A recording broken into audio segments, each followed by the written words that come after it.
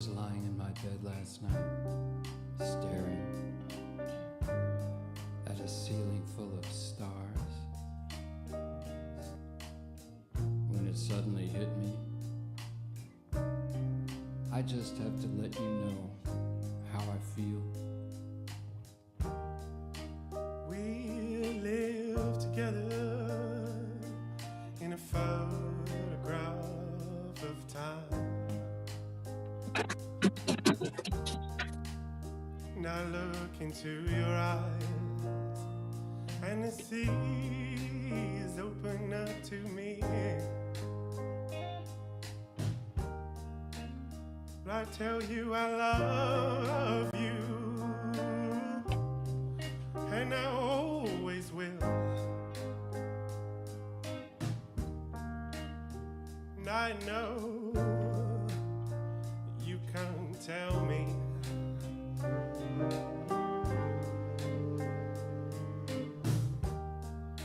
I know you can't tell me.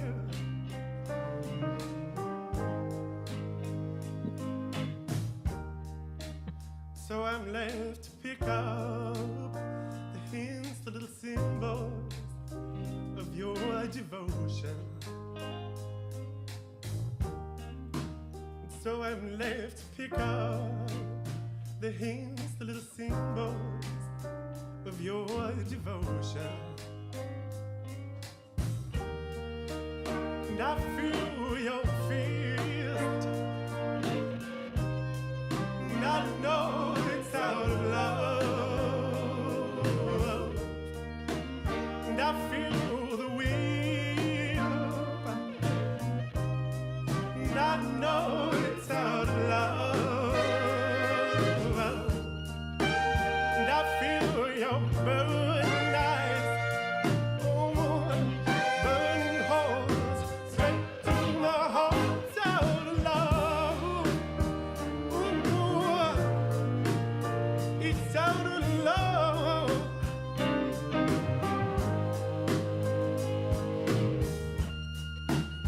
And I accept and I collect upon my body the memories of your devotion.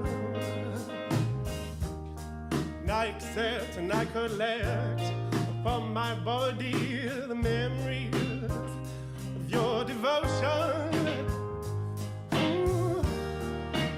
And I feel your fears, and I know it's out of love, and I feel the wind,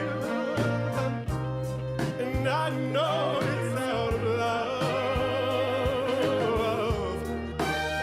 and I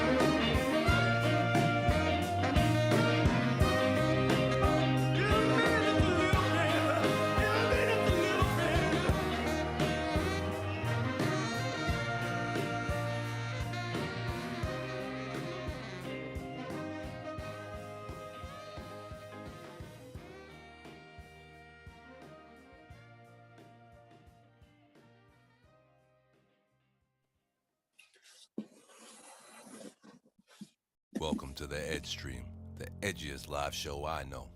The following show is a satire, and all characters appearing are fictitious in nature. Any resemblance to real persons living or dead are purely coincidental. Narcs are not welcome. Viewer suicide is advised. War.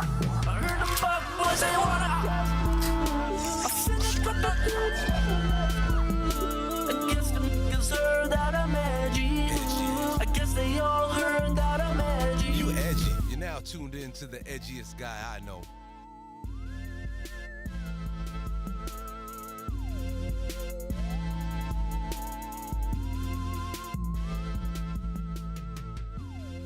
Hey everyone, how's it going? Welcome back to the EdgeStream. It's good to be back with you guys. I'm here tonight with my guest co-host, the Ferryman's Toll. How are you doing tonight, buddy? I'm great, sir. Thank you for having me up on. A nice slash. Yeah, thanks for coming on, man. That intro song I was telling you, since we're going to be talking about the trans community tonight, we're going to be doing a deep dive, especially after Matt Walsh of the Daily Wire just released his new documentary, What is a Woman? Apparently nobody fucking knows except for way over in Nairobi, Africa. They seem to have a good sense on reality, but we will be talking about the trans community tonight. So, you know, two cis-het white males here.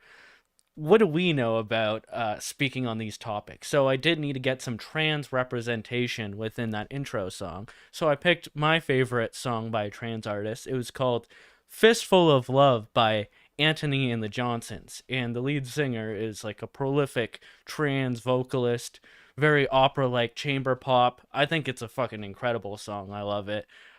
So epic. It builds up over 5 minutes. The song Fistful of Love.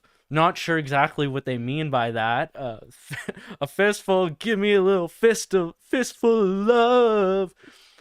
Yeah, right to the heart, right to the heart. Are you sure you want that fistful of love all the way up to your heart? That sounds like a Bruce Lee move, like rip out the heart. It does. It does. But in the trans community, I don't know if they know exactly what love is. So when you're talking about fists and fisting and all that kind of stuff, I'm not... Okay, maybe I'm a cis-het white male. What do I know, you know? Some people can take some people can take a lot more than others, you know? I could hear that song in like being in a Tarantino soundtrack or something. Oh, for sure. Yeah, it's in a fucking incredible song. Like the mixture of like chamber pop and like a full orchestra and just the really weird alternative type opera singing. Yeah, incredible song. So, yeah, you got to give credit where credit is due. Yeah, man. I totally agree. It's like people hating on James Topp because he's marching across the country for something they don't like. Like, dude, he's still marching across the country. Dude, they'll never give him credit for that. The left will never give him credit for that. In fact, they'll say that he's a racist Nazi bigot because he once said that he likes to watch Jeremy Mackenzie's live streams, or, you know, just his message overall is one of right-wing death. Right? So, yes. I don't know. He's marching across the country for genocide.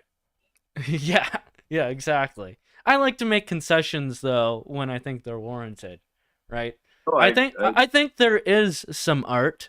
There is a sense of humanity behind the trans experiment, the trans experience. Even though I don't agree with doing that, I don't agree with especially the ideology and pushing it upon children. Absolutely not. But I do think there is an art of humanity to it, and like that art can be transgressive sometimes. So I understand that to some extent. Yeah. There's something to it anyways. Is it art? Is that all it is? Is it just art? They're doing art with their own bodies now? Is that what regular art, postmodern art has gotten so shitty that now they're doing it to their own bodies? Well, postmodern, right? That implies that nothing has meaning anymore, right?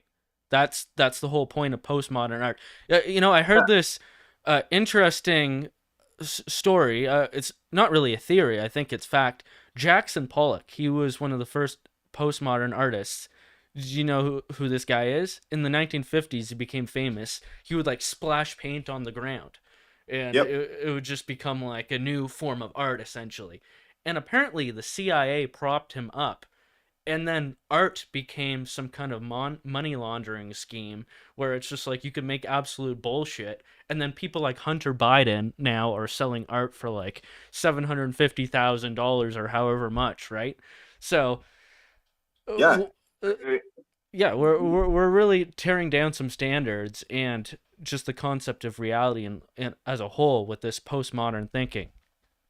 You could look at you look at what would you call it?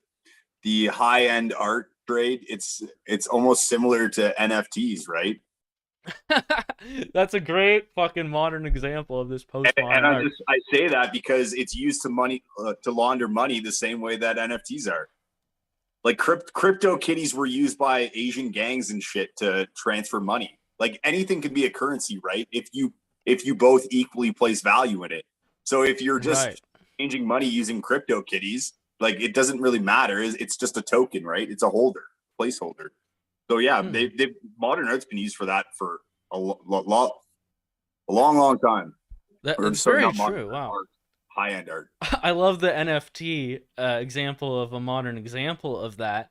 Though I do have to say that there are some examples of, with the spirit of what would actually be good art amongst postmodern art where you deconstruct meaning, right? I think that there can be good examples of that are actually valuable, but ultimately that kind of art, it gets prescribed its value by an elite society, and that's the problem, right? And you could say transgenderism, that has become a mark of the elite. This is something that has value now. This is something that intrinsically has value to the elite. So speaking up against it is going to be your there's going to be a knee on your neck, let's just say. Shout out to George I think Floyd. that's obvious.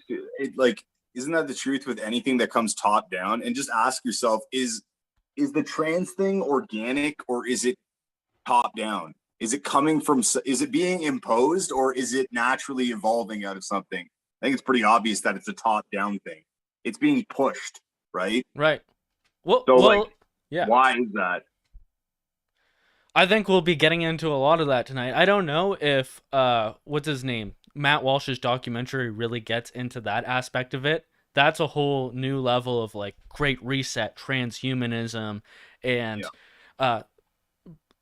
referencing the Frankfurt School of social sciences, where they start deconstructing Western society and what made Western society great in the first place, which was our mixture between democracy and liberalism, like ancient Greek values, and also like a Christian conservative.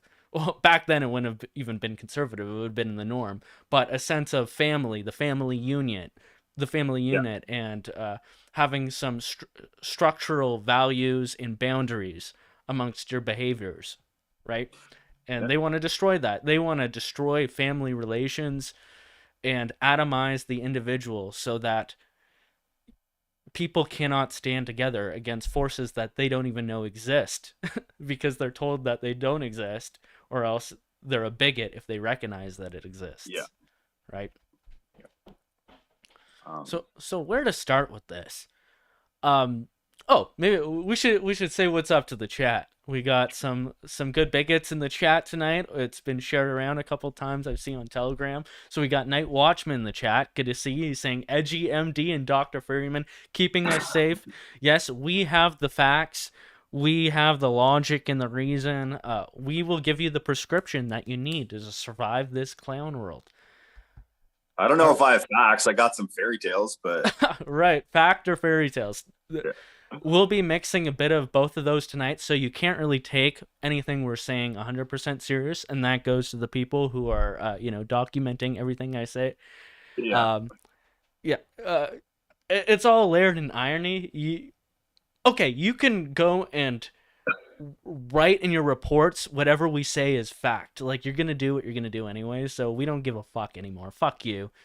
It is what it is, but I'm sure people with intelligence will be able to discern what is a joke and what is not. Good to see you, Night Watchman, Pilot Mike, Arthur Walowski, Kathy. Good to see you in the chat. Kyle, good to see you, buddy. Mercer, Jason, Lil Fringe, Trent Dabbs, throwing some slashes, giving some NFT hate. Over to Entropy, J Maverick. I'm not. These motherfuckers be changing their names, and I don't like you. I think I know who you are. Doings. Good to see you, buddy. Had enough full draw scarps. Ooh, hey, it's about time, you wise guy. Fucking love it. We need some Italian representation, some real diversity in here. Yeah. Morgan May just subscribed. Oh, wow. Thank you. It's good to see you. The queen of Diagolon herself. Bass in the grass. Is she a queen or is she an empress? I thought Jeremy was the emperor. I thought we were an empire.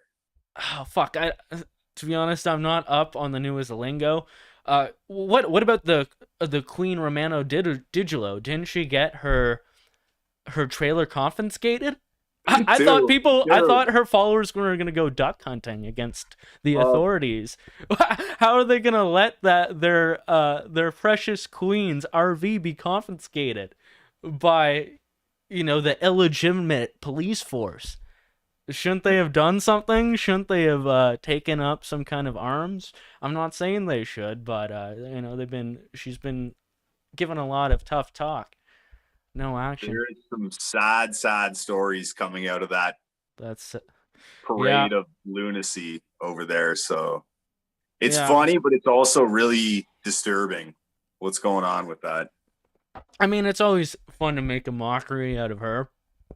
But yeah, the people who get wrapped up in that, like I've been on a video call with her and I was trolling her and I could see a lot of people there and I think that they were well-intentioned and I feel bad for them. I have no ill will towards them. Deep down, they're on our side and they've been hoodwinked by this charlatan. Like it's not cool. Although I don't, what do you do, right? That was one of these stories that I'm referring to as sad. Is like there was a brother making an impassioned plea to his sister who's now living in her car on the side of the highway because she's basically ruined her life at the orders of Romana Dudulolo. Like it's sad. It is kind of annoying with these sovereigns, like pseudo sovereigns. They're not even sovereign citizen types. They're like pseudo. They're like one step removed even from the people who are trying to make up their own legal jargon. Like, I guess this is another example of postmodern society where it's been so deconstructed that you could reconstruct some kind of cult-like society and people will just buy it because what is the alternative? The mainstream is just so filled with lies and corruption that who's to say that following Queen Romano is that much worse than following cutting off your genitalia and then killing yourself?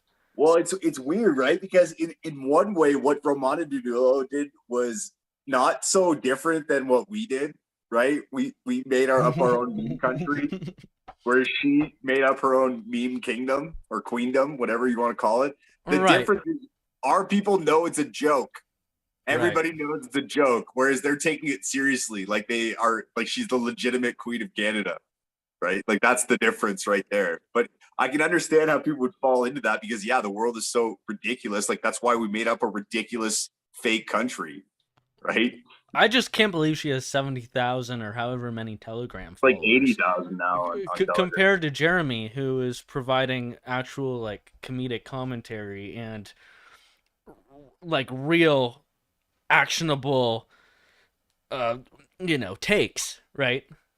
I don't know if actionable is the word I was looking for. He's not pretending to talk to Donald Trump, who apparently Donald Trump is still in control of the United States and has appointed Queen Romana as the queen of the world. It's insane that people are like, I don't know. You can go through and debunk everything that she said. Like she said so many things would happen and then they don't, and her followers still follow. Like the other thing I thought was disturbing is like when I saw them in Ottawa, it's like she has like a guard, like a royal honor guard or something. It's like it looks like veterans, like they're wearing berets. I don't know if they are, but they look the part. Let me just put it that way, right? And it's like, what are you guys doing? On one hand, I do think that it's pretty awesome that people are LARPing that hard. Like, I love a good LARP. Yeah, it's But pretty funny. I don't like the people losing their jobs and losing their families and stuff. That kind of cult stuff. It's never good. But the LARP is fucking hilarious. So let's encourage the good parts of the LARP. Let's keep engaging her. Hope she has a fucking sense of humor. And maybe we could... No, do we want the boomers that are fucking falling for the LARP? I don't think we want to convert them. To tell them to get just a fucking job or something. Anyways, say what's up to some more people in Entropy chat. Al Stern, good to see you, buddy. Fucking, oh, Jay Maverick, that's Jay Semps. Okay, I got you, buddy. I thought so. Ram 3. Boog Barbie. All right, I think that's some good housekeeping for the night. Let's get right into it. Just a brief summary of what this documentary was about, and it's not all going to be about this specific documentary, the stream tonight, but the topics and the different angles that are brought up in it'll lead into a bunch of other things and whatnot. But yeah, Matt Walsh released a documentary called What is a Woman? And in it, he goes around to as many different so-called experts asking what is a woman and trying to get to the bottom of this new phenomenon of this transgender ideology. And I love his approach to it. His approach is that he just goes and tries to professionally interview, like a two-person shot interview with all these different experts, asking questions, trying not to be too combative, trying to let them answer questions that should be simple to answer, like the title of the film, What is a Woman? But also, everything that they define, or everything that the people he talks to in the film say, needs a further definition, because they just keep using, like, obfuscated language, confusing language, to basically say that being a woman is whatever you feel like. And he was trying to, like, pull out of them that that's what they actually mean by a woman, is that a woman is what whoever feels like they are a woman is a woman, and you dare not say otherwise or else you're a bigot. And that is the crux of the whole ideology. And if these people were honest, they would just outright say that. But they cloak it in all this pseudo-scientific, pseudo-sociological, psychological jargon, and they get offended when Matt Walsh tries to get to the core of what they're actually saying, which is essentially that being a woman is just whatever you feel like. And in that point, we're not in the realm of reality or facts anymore. We're in the realm of, I feel like this, therefore I am. And you need to respect that. And there needs to be laws that say that you need to look at me and act and speak as if I am what I say I am, or else you're going to jail, you're a bigot. And that's the end of the story. And you're a bigot if you disagree. Yeah, that was a good summary. Sorry, I had to kind of flesh it out because it was confusing to me. Like, I just had to talk it out amongst myself, because watching that was confusing as fuck. Because every person on the left who was pro this trans ideology gave a fucking word salad that was indecipherable. And then he just sits there patiently, like, so how do you define that then? How do you define that? And then they slowly get on, oh, so you're not sucking my woman dick? You're not sucking my woman dick in this conversation? I don't know if I want this to continue. And they get all sassy with him. And I love his approach, though. His just laid back, let them hang themselves with their own rope. Yep. There's a trans joke in there somewhere. Well, one thing that really stands out with this trans ideology is that this incoherent ideology where on one hand they say this is the new reality that you need to accept, but on the other hand, It's just people asserting their own internal reality upon other people amongst this greater trans ideology that they're forcing upon people. Yet at the same time, a lot of this is enforced and justified by the fact that they say they're going to kill themselves if you don't agree. Yep. It's fucking insane. Is this the precedent? Are these the standards for society that we want to have? I'm going to kill myself unless you listen to me? Yeah, well, there's a very simple, like, why are suicide rates, and I know they love to say it because it's, you know, why are suicide rates so high in the trans community? I know they love to say it, well, it's because they're not accepted and they're not appreciated in society. Like, no, I really don't think that's the case. I think it's because what they want to be reality, they know deep down will never be reality. And that is crushing, right? They're like, how do you live like that? Whenever you know deep down, no matter what you do, the way you want the world to exist is never going to be the case. No matter what you do to yourself, you will never be that thing you say that you are. And the very existence of other people who are naturally that thing that you want to be is just a daily, you know, reminder that that's the truth.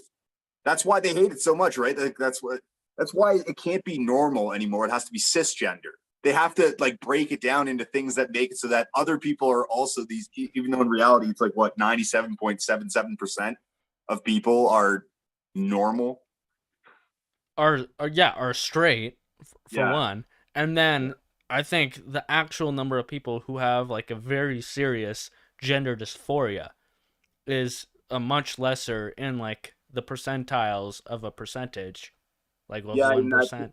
In the documentary, you know, Matt Walsh talks to that one psychologist who gets it, right, is seeing what's going on. And she says like maybe 1 in 30,000 to 1 in 100,000, or maybe it was 1 in 50,000, something in that area, are actually suffering from body dysmorphia, right? Gender dysmorphia. Like maybe that. But the rates at which we're seeing it now in kids is clearly something that's trendy. It's clearly that they're going to this thing because it's popular, and they've shown that too, right? Like, like if you watch Libs of TikTok is great for this. There's teachers that brag about how they ask their you know, young elementary age, you know, kids what they are, and you know 20% of them identify as LGBTQ plus blah blah blah. It's like you're grooming them. Like that's literally what you're doing, and you just don't like it whenever people say that you are, because that's obviously what you're doing. Well, I think in those cases, especially with the Florida LGBTQ whatever teachers that were sparking out over the new DeSantis laws that you can't teach kids about butt sex before grade 4. Like, oh wow, that's so terrible. I think most of their motives is that they want to feel validated. They meaning the teachers, the they them teachers. They want to feel validated with their own decisions. So they need children to think that it's acceptable, and they need society to accept that they can impose it upon children. It's like a weird ego problem that they have based on their own decisions and wanting to validate them. And then there's a percentage of those teachers, or just those people in general who subscribe to that ideology, they're actual pedophiles and want to groom them. I mean, doesn't that come up repeatedly over and over again? That, you know, these like people involved in drag queen story time and in gender ideology and all these things, it comes out down the road later, like, yeah, they're pedophiles. They were found with child porn. They were arrested because they touched one of these kids at a drag queen story time. Like that's happened numerous times now. And it's like, do people not, I don't understand how parents take their kids to that stuff. It's absolutely incredible. It's like, okay, whether or not it's even okay, is it necessary? I think about like, what am I going to do with my kids on a Saturday? I think I'll take them down to fucking drag queen story time. That's a good take. Like, I'm going to take them to, like, is it necessary? Like, why? Why is that necessary? Like, it's insane. But mommy, I want to go to Wonderland. No, we're going to Drag Queen Story Kid Hour. Fuck. Yeah.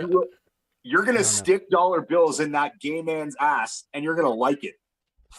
Okay. Like, it's funny you bring that up. I saw one of your recent memes that it really hit home to me. The decline of Western civilization in one photo. Now, what good is this doing for anybody? Like, what? Even if you're doing a drag show, like, this is clearly a stripper drag show. This is getting them into transgender stripping. I want to throw out an example here. Uncle Hack made a tweet about this, and it's fucking bang on. I think what he said was, I don't want to hear any more complaining. He posted the same photo. He said, I don't want to hear any more complaining about me taking my 10-year-old nephew to Hooters. Right? Like, or like, what if I took a 14-year-old kid, right, to the strip club and gave him some dollar bills or, you know, some fucking fives to put in G-strings? Is that cool? Obviously not. So why is it cool to do that with 5-year-olds? Because they're drag queens? That makes it all right? It's this overcompensation for the sake of the ego of the trans freaks, essentially, at this point. And then just extending that to the rest of society, and they have to all submit and validate it. And yeah, they're pedophiles in this case. That's like an act of pedophilia, I would say. That's another aspect of this too. It's like, okay, let's say you're a trans person, right? Or you're a gay guy that does drag shows, whatever. Why do you want to dance in front of children? Why do you think that's okay? I don't understand the logic behind that. Is that not a disservice to yourself? Because basically what you're doing is you're pissing off a lot of people who otherwise wouldn't give a fuck about what you do in your degenerate life, right? But now you want to dance in front of children. It's like you're literally shooting yourself in the foot here. All the progress that they made in gay rights, you're destroying, because people are going to be disgusted with this, and there's going to be a backlash, and it's going to affect you and all the other gay people. And, you know, to be fair, a lot of gay people, right? It's weird. I was saying this last night on the after party stream, the traditional gay people, if that makes sense, look at this shit and they're like, what the fuck are you doing? Why are you doing this? You're doing everybody like that has fought for, you know, some form of equality for decades a huge disservice by doing this stuff. So why are you doing it? It's very true. Yeah. Like, there are people who just want to live their lives. They don't want to impose it upon other people. They don't want to corrupt the next generation of people for their own ego validation or pedophilia. And yes, this is, I don't understand why they're doing this too, or why the left is allowing this to happen, other than that they're just hell-bent on the destruction of Western society, and they're just completely morally corrupt from the core. Because how can you even justify this? Like, this girl here, Shoe on Head, she's like kind of a liberal, like a Bernie Sanders leftist, not completely corrupted by the SJW type shit. Like, even the neoliberals are, like Biden and that cabal are. Yeah, I don't like being gaslit about how totally not weird this is. Drag the Kids to Pride, a family-friendly drag show. And then, like, what is this? You turn around and she's just got a G-string, or he's got a G-string up his ass. There's a neon sign that it's not gonna lick itself. What are we doing? Okay, let's reverse this. Let's just, I'm gonna paint a different picture. Okay, let's say it was a men's thing, right? A strip club. And you're gonna bring a bunch of, like, you know, 9 and 10-year-old girls, and they're gonna dance on stage, and a bunch of men are gonna put fucking $5 bills in their panties. Like, think about that just for a second. Like, we've lost the plot. It's completely insane. It doesn't make any sense at all. And they're doing it, and they get mad at you for pointing out that it's insane. They about being challenged about what they're doing. There was an even worse one I posted. Was it today? I think it was from Lives of TikTok, where they're literally they're giving money to I think it was a 10-year-old boy who's dancing like Lady Gaga. Okay, yeah, I've seen that one. I don't think we need to pull that up. What are we But doing? yeah, it's absolutely fucked, man. Um, I think one of the questions is, what do you do about it? And we're in a weirdly specific situation in Canada, I would say, because you think about what happened in BC, I think it's 2019 it Yeah. started, maybe 2020. There was a father who misgendered his own daughter, who's becoming a guy, transitioning. He was told that he cannot intervene in his daughter taking the hormone therapy, the pills to basically chemically castrate her from being a woman into becoming a guy, a fake guy essentially. And then he was thrown in jail for misgendering her. Now he's out on bail, and I think his next court date is in November 2022. And this is like something that has shocked people in the States, right, and worldwide. But what is going to happen when this gets further and further? And here in Canada, where everything is so cupped, they're going to start putting people in jail for freaking out about it. Like this is going to be a common thing. In fact, in Virginia, I know they talked about this a lot in that Matt Walsh documentary. I think it was in the Loudon County School Board. They had all these problems with transgender kids raping women in the school washrooms and then them try to cover it up. And then this is an extension. They didn't talk about this necessarily in the documentary, but they had angry parents fighting, like screaming at the people in these parent-teacher meetings, in the school board meetings. And then the Merrick Garland, the FBI director, insinuated that we have to look into this as potential domestic terrorism. Parents getting mad about transgender ideology and their children getting raped at school constitutes domestic terrorism. This is what and you think about how that would translate into Canada, where a father who's trying to stop his daughter from being transitioned under the authority of his ex-wife, and he's being thrown in jail and gagged. What is going to happen in the future when we try to fight back against this? However, I think the silver lining of this is that when we fight back against this, the optics are going to be so much on our side. The reality is going to be so undeniable that I don't think they're going to get as far as they think that they are compared to other things. Like, for example, this Holocaust denial law that's coming up. I think a lot that'll kind of go under the radar, and that a lot of the media and most of the people won't care. They won't bat an eye because nobody's really into that. And that's like the globalist pet project as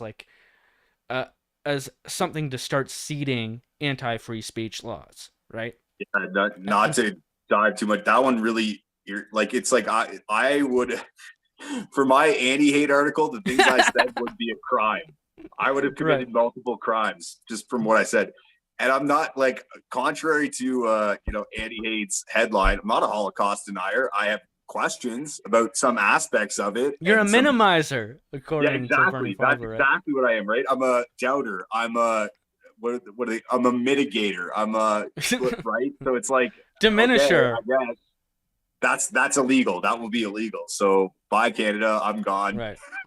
Well, once again, yeah, that's a different huge topic that it really bothers me too, because you just can't do that. You can't take away people's free speech like that. It's disgusting. However, on this issue, I think it's a lot more visceral to the general population that they will stand up and they'll fight against it, and then there will be an optics war on both sides. You think about people like Billboard Chris here in Canada. All he does is walk around with a billboard that says children cannot consent to puberty blockers, and then he gets attacked by Antifa. And all he does is he affirms that yes, you could be transgender if you're an adult. You could go do that. I'm not talking about that. It's pushing this upon children and giving them irreversible damage from this hormone treatment. And otherwise, and teaching this kind of shit in school that grooms them into wanting to do this when they might not have otherwise wanted to do it and experience this damage. It's very simple, yet he gets attacked, anti-hate, with their pro-grooming, pro-trans, pro-damage to children ideologies, they'll say that, oh, they're going to kill themselves if they don't do it. Oh, they were already wanted to kill themselves before, and that's the impetus for them wanting to do it. And now you're just ignoring the fact that in this documentary, they say that the experts, the real experts who don't have, a very specific ideological slant to them, say that around 7 years after transition is when the real suicidal ideation kind of like peaks among transitioners, right? Yeah. And this is something that they completely ignore, and they try to bury under. They call you a bigot if you try to bring it up. In fact, when Matt Walsh was on Dr. Phil, trying to speak his mind against like the bearded lady that was across from him, they ask him, why do you care so much about this? Like, oh my God, why do you care so much about it?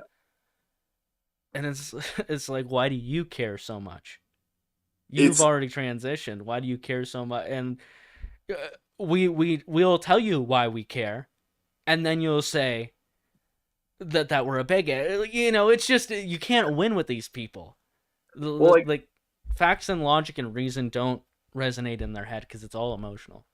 Here's a very simple, cynical reason why I care. People like Andrea Horwath in the Ontario NDP want to make it so that it's state funded. They want to make these surgeries state funded. Really? Yeah, that was part of their platform in the Ontario election. So when I talked to Julian, her son, who I'm going to be making a rap track with, he's a dope SoundCloud rapper that I want to collab with in the future. He says coronavirus is a hoax, and he's also been caught posting pictures with an AR-15, real, as authenticated by the post-millennial. He was caught wearing a misogynistic shirt while he was with his mom. While they were campaigning, and then they made articles about it. Hey, Julian is our guy. I'll get the inside scoop. We're gonna make songs together. We're gonna tote AR-15s and sip lean, and we're gonna stop this transgender crisis together. All right, I guess Julian's our guy then. That's funny, because he did threaten to like drop something, and then 2 days later, Andrew Horwath resigned as the NDP leader. Right. Oh yeah. Our guys are on the case. We want to know the scoop. I think he's just trying to get some extra press, but we'll see. We'll see. I think he's our guy. Interesting. Well, just to change the subject a little bit here. It's still the same subject, but it's easy to denounce what's going on here. This is easy pickings, Like I said, the Holocaust denial law, that's a tough one. People are going to go, like, the people who you don't even want to support are going to get screwed over for it. They're going to get thrown in jail. And then, will we even be there to help them? It's a tough one. But when it comes to this transgender stuff, there's going to be, like, a battlefield approaching that I think is going to be universal. And you could pick a side. It's kind of like the trucker convoy. I think there's going to be potentially another honeypot event concerning this, because it will be so it will congregate a lot of people on either side, and they're going to demonize the anti-transgender ideology side, but it will be the next battlefield. I think it's interesting because other people have brought this up. Matt Walsh brings it up at one point in the documentary too, and I forget who he's talking to, but they say something like, they accuse him of having, I think it's in the Dr. Phil episode, and they accuse him of having extreme ideology, right? Extreme views. And his response is, what do you mean extreme? Like literally the vast majority of all of humans throughout all history up until 15 minutes ago, that's extreme. And that's so true. The vast majority of people are not on board with child puberty blockers and hormone replacement and cutting your dick off and double mastectomies for 16-year-olds. They're not on board with this. It's one of the reasons why I don't understand why they push it so hard. Because it's like you're gonna have it's a rough uphill battle. But I also kind of do understand, because it's like, if you can get if you can push this and make it acceptable in the population, then you've won completely. You've literally inverted reality and made it so that you can make them believe anything. If you can get them on board with, it's cool to bring kids to drag queen story time and you know, drag shows, then you've destroyed them completely. Yeah, I think it's a multifaceted approach and attack that they use. In one, they try to push it as far as they could go. They want to demoralize society as far as they can. They want them to believe in inversion, believe in lies as far as they could possibly take it. But at the same time, it also shifts the Overton window. They know there's going to be a response to it. So Matt Walsh with the Daily Wire and Ben Shapiro, that crew, they're not necessarily on the outskirts of the Overton window. So they have created a new paradigm of the Overton window where if you want to be right-wing, you have to argue trans ideology.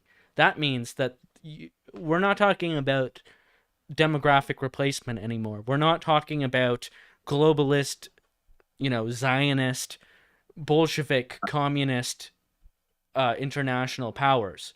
And, we're not talking about all Jews here, obviously not. And they don't want any talk of that at all, though, right? So that's why they shift the Overton window to these things where, like, hey, let's have the battleground over here, right? Yeah, it's funny too because it's one of these things like why, like, again, what are we even doing? Why are we even arguing this? It shouldn't even be something that is necessary to argue. Like, I should not have to make and one of the things I find fascinating about, like, one of my favorite clips from the movie was when he talks to the owner of the Star Wars shop, and he's just like a normal, wasn't he a Vietnam vet or something, right? And you could tell he's just a normal person, right? Who grew up in a normal America. And Matt Walsh was asking questions. It's like, how do you know you're not a woman? And he goes, because I got a dick. Right. Right? Like, you get a quick answer. That was correct. That's how simple it should be. Exactly. Yeah. It was right? scientifically correct, right? Yeah, exactly. I was born with, it's like, what is a woman? Somebody who was born with 2 X chromosomes. Like, what is that, like, and has grown to adulthood, I guess, right. If they're a woman, right? That's how simple it should be. Right. It seems very simple. Male, female is a category of reality. You have a penis, a vagina, X, Y, or X, or whatever chromosomes, right?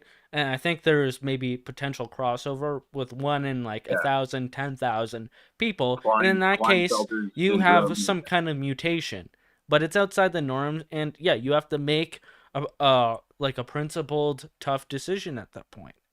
Right. Fair enough. There's a great analogy for this, right? Like, because they always say, like, well, that's not true for all cases. It's like, okay, well, how many fingers does somebody have on one hand? Okay, 4 or 5, whatever. If you include, let's just say 5, right? Let's include the thumb, 5. But not all people are born with 5 fingers on their hands. So, some are born with 4. So that doesn't mean that they're not normal. It's like, yeah, okay, yes, that's true, but like that's you're talking about the exclusion to the rule, right, as opposed to the rule. So it's like it's not a genuine argument to say like, oh, because there's these exceptions, that means that the vast majority of everything else, which is the same, that is now void. Yeah. Like and categories are an example of structure, or example of order, as opposed to chaos, where we have a reference point for what is normal, and being abnormal is not necessarily negative or terrible. Like, we can deal with that kind of situation, but when you're pushing forth the abnormal, and essentially in this case where we're trying to push it on children, the immoral, as normal, then we have a problem. And now order has been destroyed, and now we have chaos. And now we have complete mental corruption. So just to finish what I was saying before about how, yes, there's the biological reality, but then you have gender. And that's the sleight of hand that they're trying to do here. And gender, in their hand, they try to do a bait and switch, like male and female are the same, like biological sex is the same thing as gender. Yet gender to them is an expression. It's literally whatever you want to be, as long as you cohere with the dominant liberal leftist ideology of trans LGBTQ plus IA whatever, right? Yet they try to pull a sleight of hand and interchange that with the biological reality of sex, and they try to tell you that you are not allowed to adhere to the biological reality of sex, and they try to mix it up. So that's why they all get offended when you try to ask them simple questions. They don't acknowledge that you have a difference of values, right? So they wanted to imply that your difference of values is somehow flawed, or like you are the one who's defective, essentially. And we're not even implying that they're defective when we ask them those questions. But they want to imply, like, how can you even say, like, where are you coming from? Well, I'm going to end the interview if you are using this pejorative language and whatnot, right? So it's the sleight of hand they're playing between biological sex and gender, and that confuses everybody.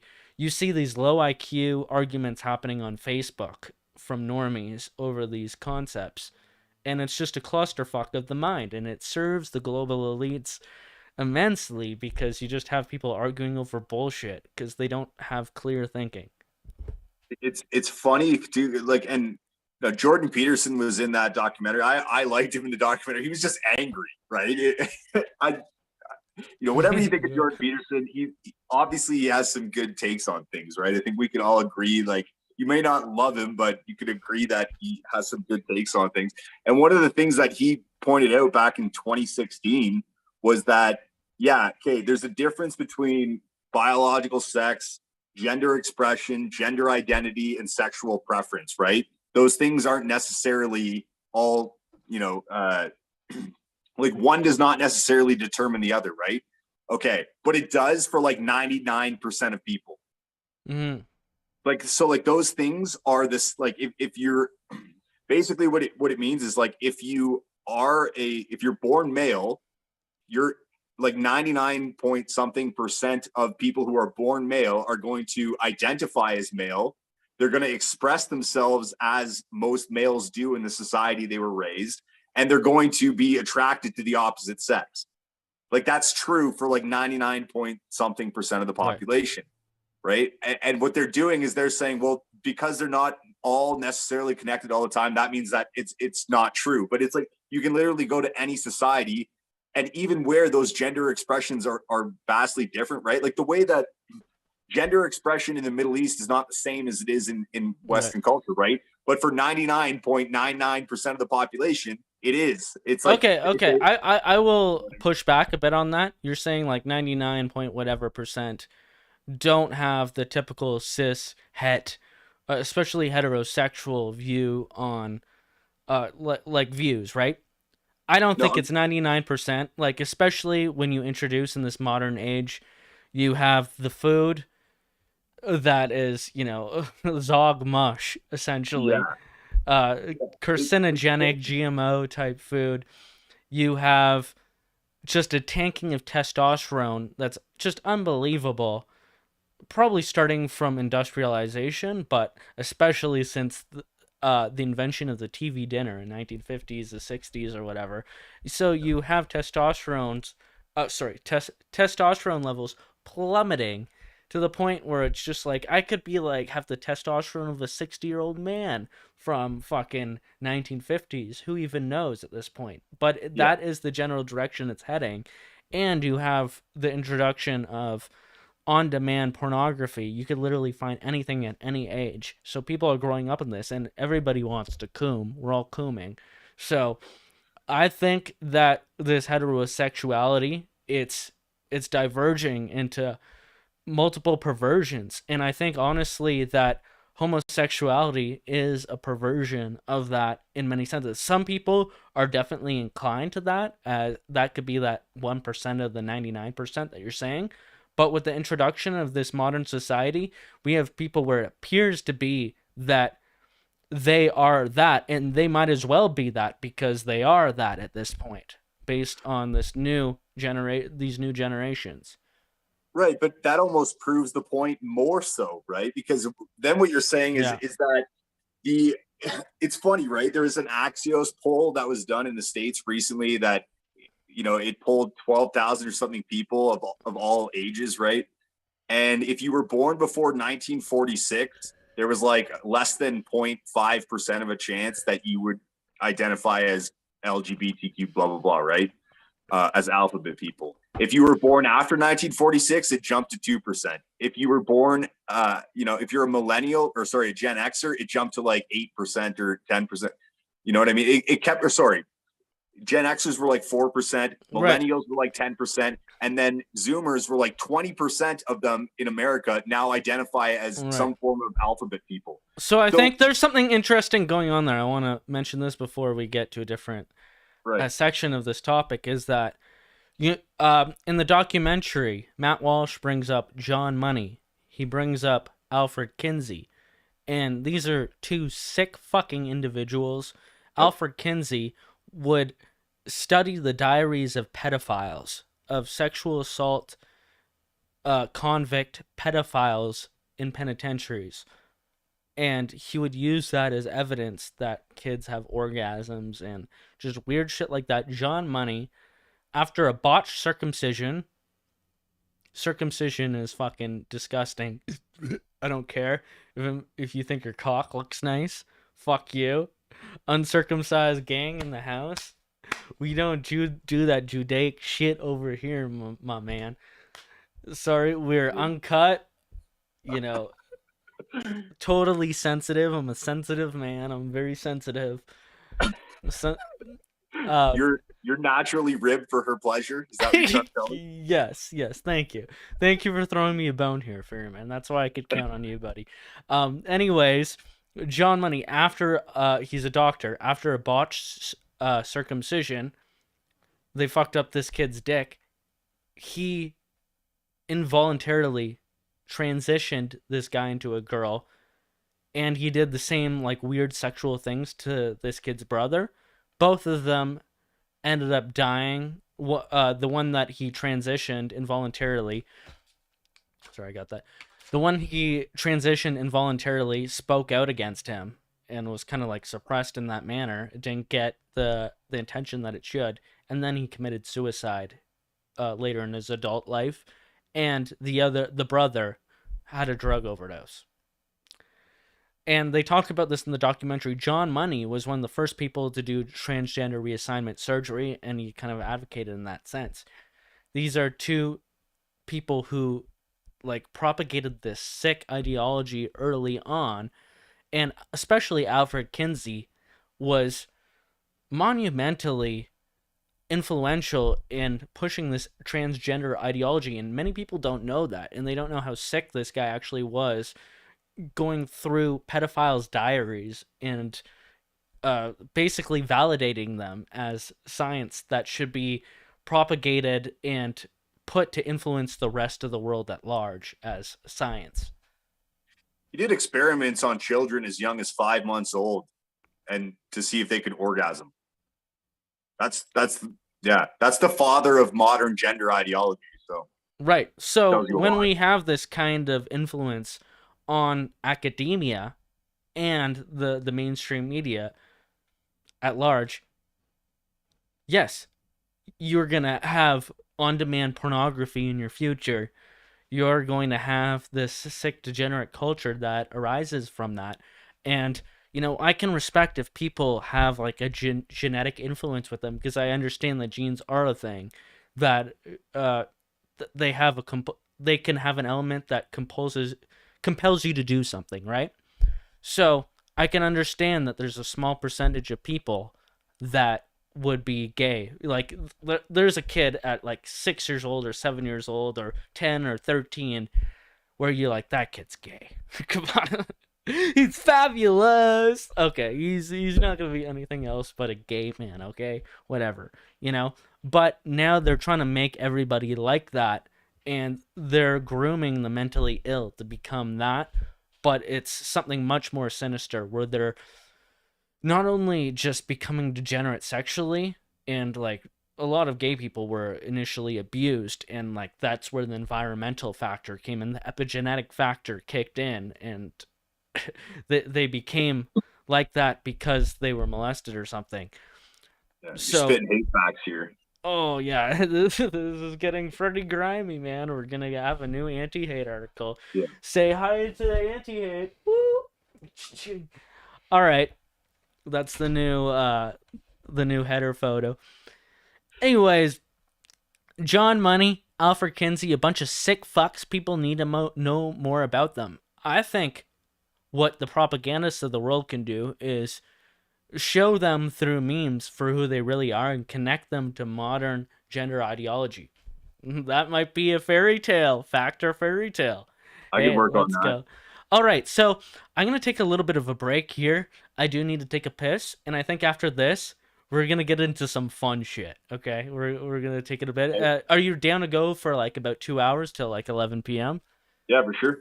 Okay, sick. So I'm going to play a Don't be 8 song. o'clock here. Oh shit! Yeah, I still don't know where you are. Location docs? Question mark. I'm in Calgary. I don't care. Okay. Yeah. Awesome.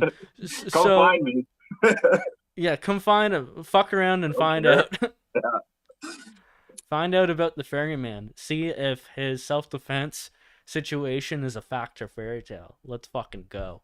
My dog will do enough. That's fine. Oh yeah. What is he a German Shepherd? He's a Belgian Malinois Dutch Shepherd mix. So okay. So even worse than a German Shepherd. He's all of the European races that they want. He sleeps right at the front door. Like, good. Okay, walk in, go for it. You'll lose your nut. Okay, so here's an interesting song where I'm a huge rap fan and I love especially experimental rap. So I've been a fan of this guy Young Lean for about like 8 years now. Young Lean, Blady, they're like these Swedish rappers that took like weird trap rap from America and they did their own spin on it with like Swedish pop and stuff. And this kid was like 14, 15 at the time when he did it. And now they've become like international superstars of the underground and like alternative rap and whatnot. But just recently, this guy Blady, who I'm a huge fan of, and his black friend from Sweden, Eco2KKK, they did a song where I guess they're all fucking femboy tranny rappers now. They did one video, but I think this song is another good song where they're both dressed up as women now. But in this song at least, but it's an incredible song. So let's see if this makes Ferryman question his sexuality. We'll see when we get back, okay? Cool. He survived Antony and the Johnsons and he's still straight. So now we're really testing his limits here. Dude, I love Queen, okay? I survived Freddie Mercury. I can handle it all. Right, you didn't get secondhand AIDS, like secondhand smoke? I'm good. No. Okay, well, yeah, we've all accepted Queen. Can we accept this? Let's see what chat says. They're gonna get fucking enraged, but let's go.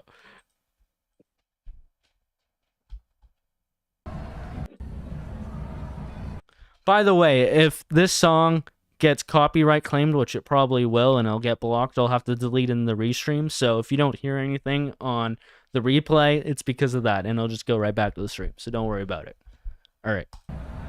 Be right back.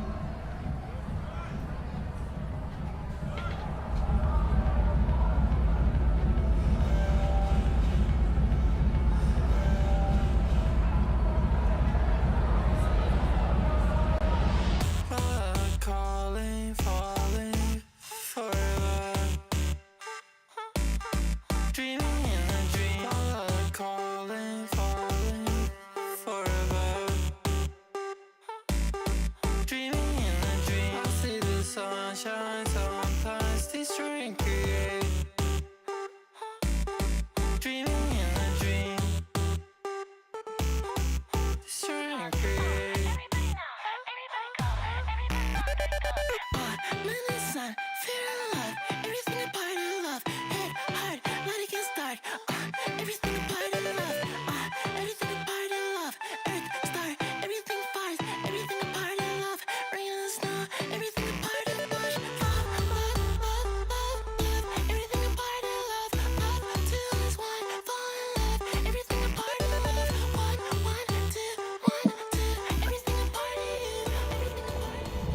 Yeah.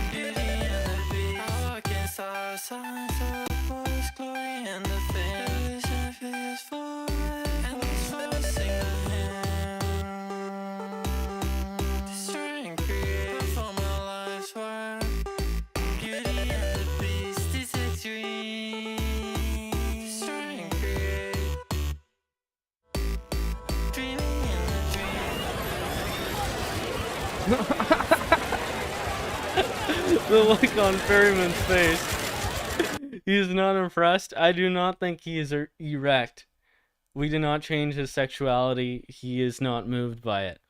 No, but yeah. I'm a little bit more disturbed and maybe confused, but not in like a gay confused way. Just like, what the fuck was that way? Do you think the song was good though? No, it's not my style, man. Okay. No. That's fair enough. I do love like electronic music and rap, so I did like that song when it came out. Yeah, I like a little bit of everything. Just no, not that. I do know that Nick Fuentes, right? There's a recent drama where everyone's accusing him of being gay, and he's got a sussy squad of like weird one of his top guys, Jaden McNeil, defected and is like implying that he's gay. Like, oh, this guy's trying to make me watch Euphoria, the trans show on HBO, and I didn't want to. And it's become like a big kind of infighting thing where, people are trying to say Nick Fuentes is gay and that like trans porn came up on his phone while he released a video and they caught him with it and stuff, right? And then he's saying that it was faked and stuff. But yeah, they were saying that Nick Fuentes and his friends love that song and they play that, and like his sussy squad that protects him. I'm like, oh fuck, well I like the sussy song. What does that make me? Well, either way, I don't know. I don't know. I don't. This is another one where it's like the longest thing that I've seen from Nick Fuentes, the most I've ever listened to him, is whenever he went on Alex Jones and he debated, I forget what his name was, but it was a boomer conservative about Israel. And Nick destroyed him. He annihilated him. Oh, yeah. It was awesome, right? That was the most I've seen of him. It's weird. Not much about Nick comes up for me ever. Like, it's just not relatable to me. I don't know why. I just don't see a lot of his content, or I don't know. Maybe I don't pay attention, but I don't care. And he seems like a good guy. Right. Well, I was became a huge fan in 2019 where I'm like, this guy's doing something that I've been following, like this dissident rights sphere since 2016-ish. And he's doing something that, it makes normal people feel less alienated coming into it, especially young dissident right people, because there's like the alt-right had it like to tote that they're the party of they're the group of free speech, but then that invites everybody who's like throwing Romans and all this crazy shit and being as edgy as possible, and there was no limitations to it. And he kind of put his foot down and said like, no, this is what we're gonna do here, and for young people coming into it, it was like a breath of fresh air. Now he's kind of struggling with, he's been pushed out into the fringes too, and his takes are becoming more contrarian, so he has to deal with how he's still going to have those optics or Yeah. whatever, and deal with that going forward in the future. And now he's taking all this flack from left and the right and wherever. Let's see what people had to say in the chat while I was gone. A lot of it for me too is like straight up, like last week, whenever, you know, I love Tyler. Tyler's great. I like a lot of what he does. Okay. But then like some of the things he says, I'm like, I don't get if you're like, this is where it's like me going, I don't understand if this is irony or if he's like, I don't get Zoomer memes. Right. I don't Okay. get them. Well, that's part of the joy of it, where you get to I fuck know, with like, people's head. You get to gaslight Ferryman and all the boomers like Ferryman, who is like 5 years, 10 years older. Yeah. Such a boomer, right? I don't get It's it. a bit divisive in that sense, where I'm like, okay, well, you're not fucking. There's people who came before you that did a lot better job. Like, take a chill. But not even, like, I don't get, Not even like, a better there's, like, job, some of but the- like, you know what I mean? Like, show a bit more respect. So I see Yeah, it. here's the other thing see that both is ways. like I can disagree with somebody that's on our side without punching right. Like I don't think anything Yeah. that I like, because I was like throwing up questions in the chat, right? Just kind of like poking at Tyler, and like I'm not hating on you. I'm just like generally saying, like, what are you talking about? Like I don't get what you're talking about. So Right. like you know, I'm just gonna check out the chat. Shane sure. Marshall saying Edgy wants to appear bigger than Fairy. Very subversive. Well, I can't help it if my shoulders just pop out a bit more. That's not my problem. Whatever, Shane. You like weird stuff, Edgy. He's trying to put it nicely, let's just say. Scuff Oil is saying Catboy's favorite jam. Oh, maybe so. Note to self. Where was that? Note to self. Turn down any offer from Edgy to go see a show. Okay, fair enough.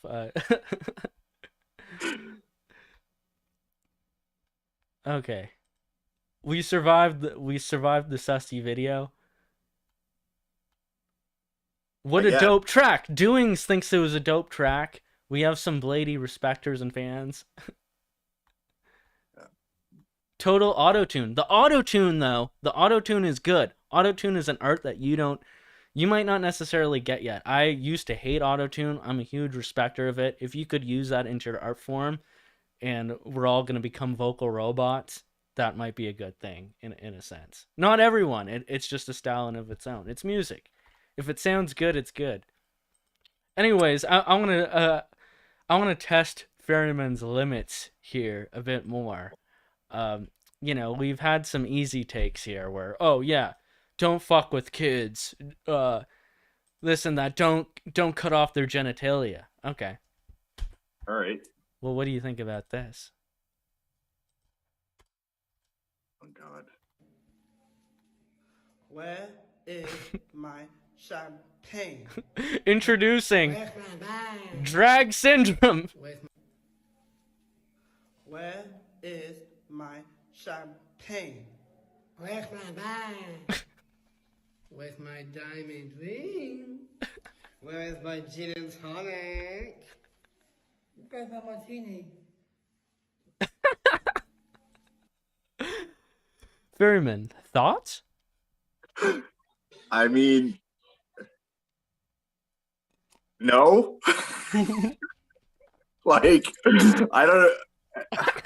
Hang on, this is gonna take me a sec. Okay, so Okay. Take your time. Are they Take your time. doing I have a ironically? question right here. Is this blackface? Is this if a Down syndrome person does blackface for drag show? Is that wrong? Because I is don't. it blackface or are they just black? I can't. Okay. Well, you can see the arms. I don't think they would fake pretty that. sure But they're with the black. face, like I wasn't sure. Okay. So Alright. that would have been real art to me, if a Down syndrome person did blackface and then went drag mode. A Down syndrome, transracial, transgender. Yes, that's the kind of diversity I'm looking for. That's Edge World, bro. Let's fucking go. All right. Yeah. So you know what? I have probably an alternative take. I'll accept it. I like this. Yeah. I haven't figured out why yet. I will retroactively justify it. Okay. I'll have a take on it too then. Okay, go ahead. Are they giving these people puberty blockers and cutting their dicks off and giving them mastectomies and all that crap? Do they already Or are they do just that to the? transvestite? Do they already do that to Down syndrome people? I don't think so. So I feel like that's good then. I would really. I'm against eugenics. Okay. yeah, You know, but people say that Hitler would like do all this crazy, like he'd castrate the handicapped, or he'd throw them all in concentration camps and stuff, right? Like there's all that stuff about Hitler. Like people will make up anything about Hitler. Like oh, Hitler had a micro penis. Okay, turns out he actually had a huge fucking cock. People will say like tons of other things about Hitler, like that he hated it, like he tortured kittens when he was a kid. Turns out yeah. Oh, really? Yeah. It turns out Hitler was a vegetarian. Stalin was the animal torturer. You know, there's many such things. I'm sure you would know about some of these historical inaccuracies, right? I know your reputation precedes itself, but I'm against eugenics, so I'm totally down with their identities as as syndrome. But the drag thing, like, what do we think about that? Is this okay? Like you said, they're not giving them hormone blockers. They're not giving these things to them. The trans people are staying away from the children when they go after these people. I don't see a problem with transvestites. Like that it's like transvestites are kind of funny. Yeah. If not for anything, it's funny. So that's why it's acceptable too. Have you never seen a Wayland's Brother movie? White Chick, anyone? Like, come on, like that was funny. Like, whatever. Like, I don't know. I don't see a problem with transvestites. I do see a problem if they're, I don't know, trying to get 5-year-olds to dress up in drag to indoctrinate them into some weird, satanic gender ideology. Then yeah, that's a problem. But and even that, it's like, okay, you remember the episode of The Simpsons where Bart and Milhouse put on his mom's clothes and they're like jumping up on the bed with like high heels on? Like, no. Kids do weird shit. Like, yeah. Like they do. Like, don't worry about it too much, right? If your son throws on a dress and like starts being funny, like that doesn't mean that he's transgender. It might just mean that he's a joker, right? Well, this ideology with all these psycho feminists and ideologues will think that their kid is transgender if they do something like that, and that's the problem, right? Exactly. Right? And these people are purported to have like, oh, he has the mind of a 12-year-old, whatever. So, if he wants to have fun like this. Where is my champagne? In blackface, too. That's edgy as fuck. Where's my bag? Where's my diamond ring? Where's my gin and tonic? Where's my martini? Let's go. Drag syndrome. Now, sure. These people are... I'm going to slap a like on that. Let's see the comments. Where is my dad? That's a fantastic comment. Anyways, I'm a huge respecter of drag syndrome. Yeah. I'm kind of curious if they're doing this like as a joke or if they're actually like vestites, or you know what I mean? Like I want to know more. Right. Yeah, I'm intrigued. This is real intersectionality right here. Is Edgy the true leftist? I think so, potentially. This is true intersectionality of, the handicapped community and the transgender community coming together and creating like a fun alliance. Now, like when I type in on YouTube, this is interesting. So it's like, okay, so this is like the biggest thing since canned bread or whatever that saying is. Drag syndrome. What, 22,000 views on a British Vogue video? 36,000 of Anthony Cumia making fun of it. Why are they suppressing drag syndrome? Is it because they don't want to make transgenderism look fucking retarded like it is in its current manifestation? At least these people are honest with what is going on here. It's like a clown comedy show. And it's something. I need to know more. I need to know more before I can really Is this not the, like, don't you, isn't this the best thing ever? Like, oh, sorry, you can't see this. Yeah, see, look at these view counts.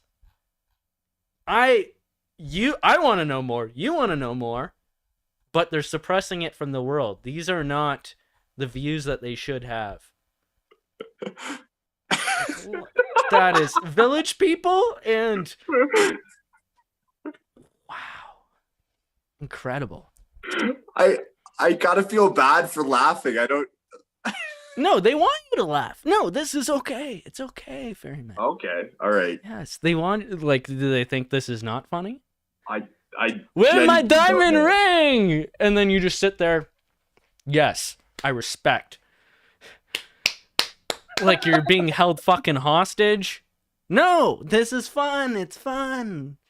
Edgy's got the right take. Don't worry. Oh, okay. I don't know. Yeah, that was a curveball. I was not expecting that. Sorry, let's see where what the chat is saying about this. What the fuck did he just say? I don't know what he's referring to them. Grooming people with Down syndrome is wrong. I don't know if that's what they're doing there. LMAO, ha ha ha ha. That's more like it. Yeah, maybe they are. Like, if pedophiles are grooming Down syndrome people, that's a new low. That's fucked. Derek Rant says drag syndrome. Yes, thank you, Derek. That is literally their channel name. Yeah, Scuffed Loyalist says Edgy has the right take. Thank you. I appreciate that. Reinhard and Nick, please hurry up, comment. You know, I agree with the general sentiment, yes. Let's see what people are saying on entropy. Yikes, haha. This conversation is going in the ditch? Okay, that's...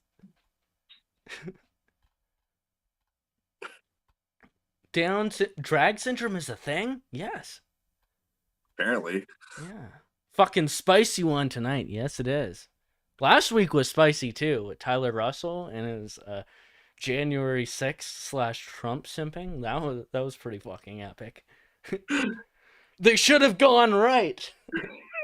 Only true edgers will get that one. Yeah. All right. So that's drag syndrome. You know how they're always coming up with new sexual identities? Yeah. Stone Toss came out with a new comic. I think you already saw it before, briefly, but I think chat needs to see this. Just released today. They added more colors to the pride flag again. And then the Eternal Coomer saying soon, and he's just got feet pics all around him. Wikifeet.com. Yeah, and I guess this is a great commentary saying that they're going to add every sexual degeneracy to this 72 genders pride flag insanity that's going on. That seems to be the way that it's going, right? Now, me, myself, I'm clearly a bit of a degenerate, as you've seen in this conversation so far. No, I'm not sexually attracted to Down syndrome people, okay? I thought it was funny. I thought it was cute. I thought it was cheeky. I really hope that they're not abusing or molesting them and they're all having fun. But I am definitely a Biden sexual. I'll show you what I mean. So this is the new Hunter Biden laptop drop. Apparently this is free. This is fair game now, right? So for like a whole year, if you showed any Hunter Biden pics, you get immediately flagged by the algorithms and they'd be like, fake news, revenge porn, and you get screwed over. But now this is just normal. Like the USA president, Joe Biden, his son, is like, there's just new drops about him that are hilarious every day. And to be honest, it looks like Hunter Biden is just living his best life. Like, look at that smile on his face. He's having a good time. Exclusive. Hunter's search history reveals his obsession with porn and sex fantasies, including 18 years old. lonely widow, and MILF crack cocaine porn.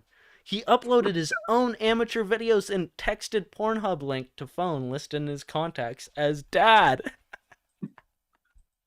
So was he actually sending this to Joe? Like Joe was getting these hot links from Hunter, and he was just J-O-ing to it in the midst of one of his dementia episodes? He must have a lot of handlers if he's getting some hot links like this from his son, and, you know, he doesn't know where he is even, Mr. Joe Biden, the president. I'm curious, MILF crack cocaine porn. That is a very specific search. What exactly was he hoping to find? I'm confused. Okay, homemade 45-year-old MILF porn, blah, blah, blah. Okay, so yeah, there's some shots of some searches, but yeah, I don't even know. MILF crack cocaine porn, like, did he stumble upon that, or did he search that in? Lonely widow. Now, I know, I believe his brother Bo, one of his brothers died, and then Hunter Biden fucked his wife, the widow. So he's watching lonely widow porn, getting off to the thought of him fucking his dead brother's wife, which he did do. This is known. And like, okay, I'm no longer a Biden sexual. This just got too deep. I was only in it for the MILF crack cocaine porn, but this has just gone too far. I'm sorry, Hunter. I'm not down with you. I do not stand with Hunter. This is pretty fucked. I don't have a comment. No comment. Ferryman has no comment once again. Well, let's check out. Remember how we were talking about what we're gonna do when the trannies come to our towns? Now, we do know that in Southern Ontario, I believe, I've seen a drag show kid-friendly tour coming around Ontario. So these are dates at public libraries that are supposedly kid-friendly, and they're going to try to get kids out there. So, if anybody wants to go and disrupt and speak their mind, I would highly suggest that they do that, but they do it in a way that is respectful.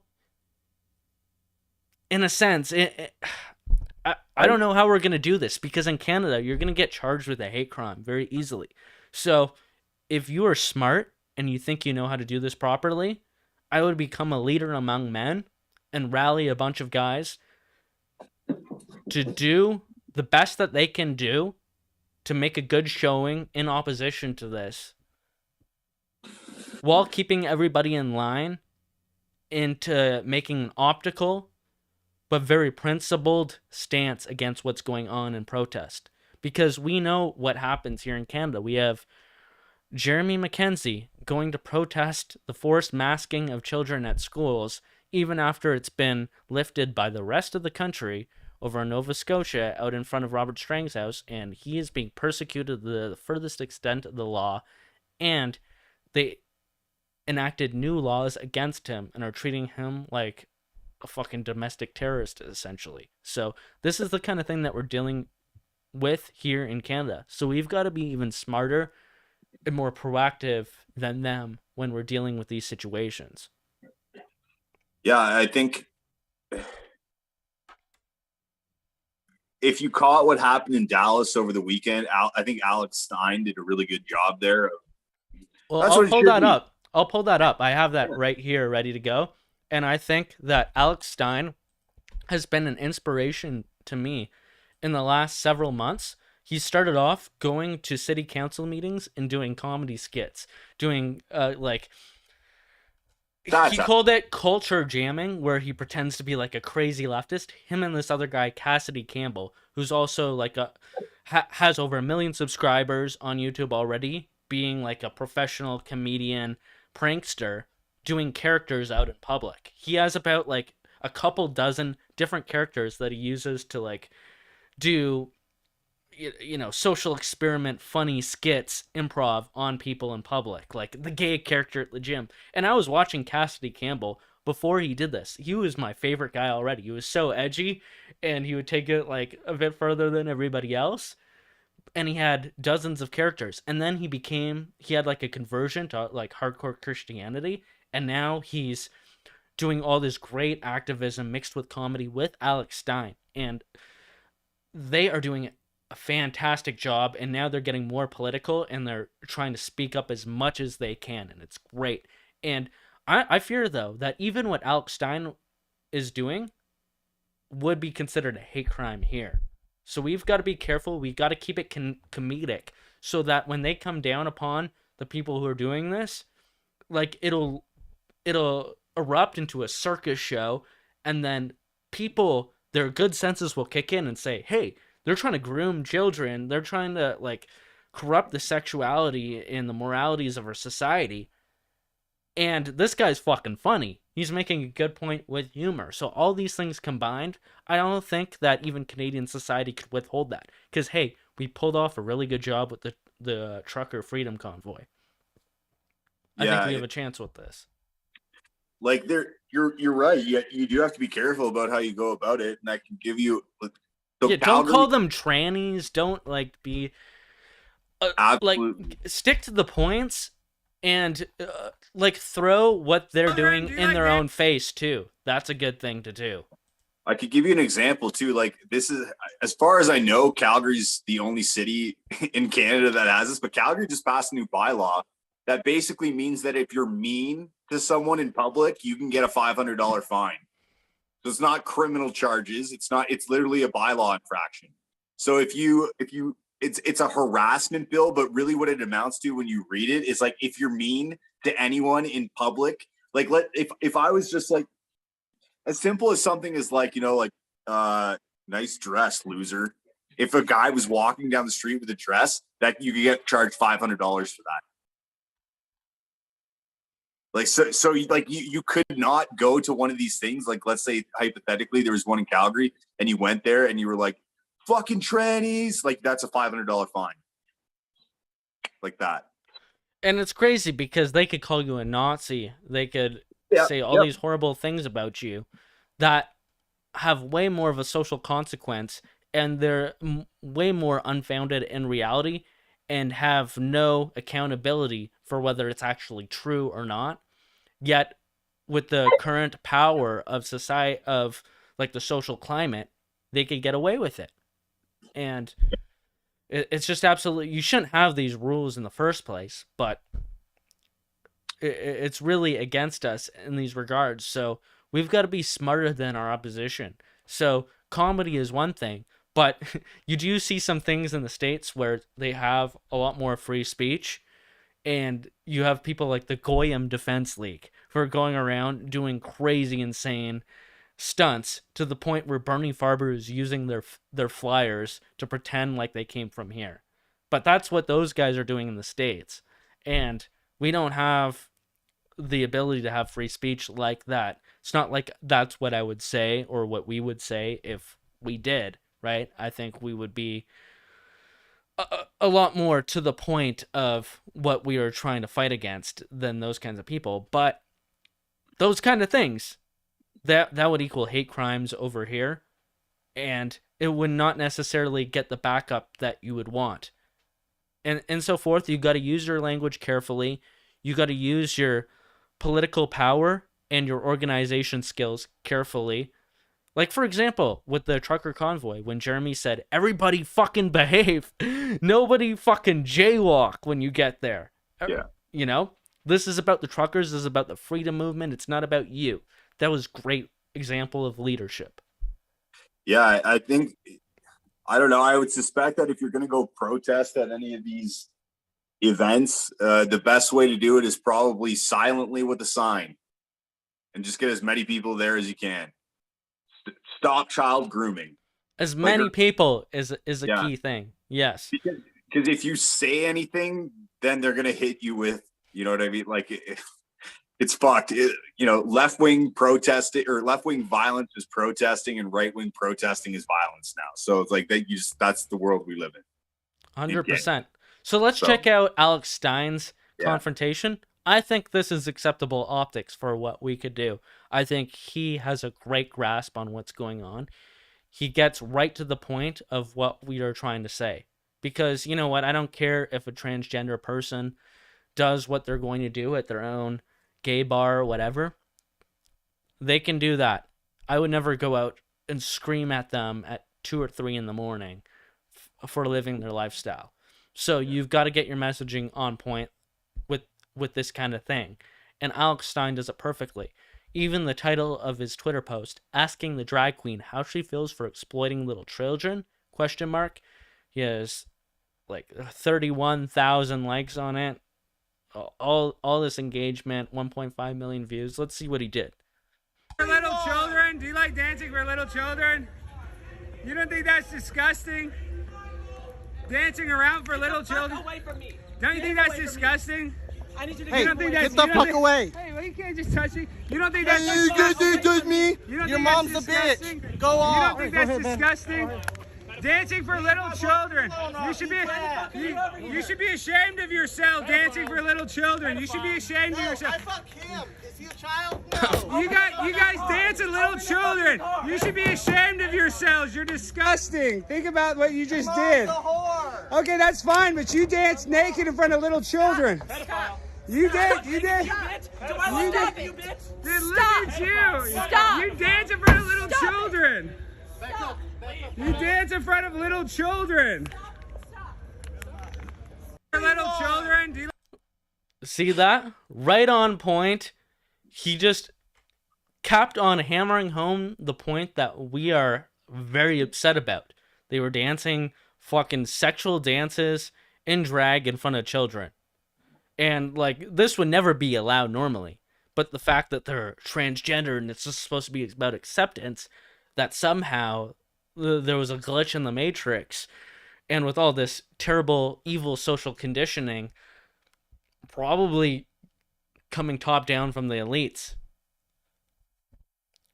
he was calling it out 100%, staying on point, on message, and they had nothing to say except for "I'd fuck your mom" or some bullshit like that. I'd fuck him, and like there's some guy with fucking man tits, like.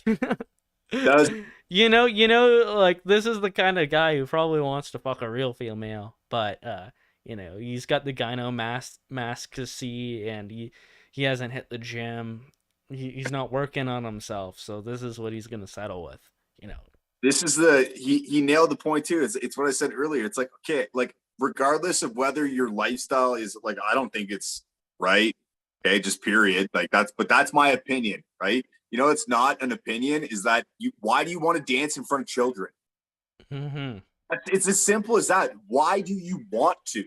And if your answer, like, how do you answer that without saying to groom them? Because that's what every answer amounts to groom them.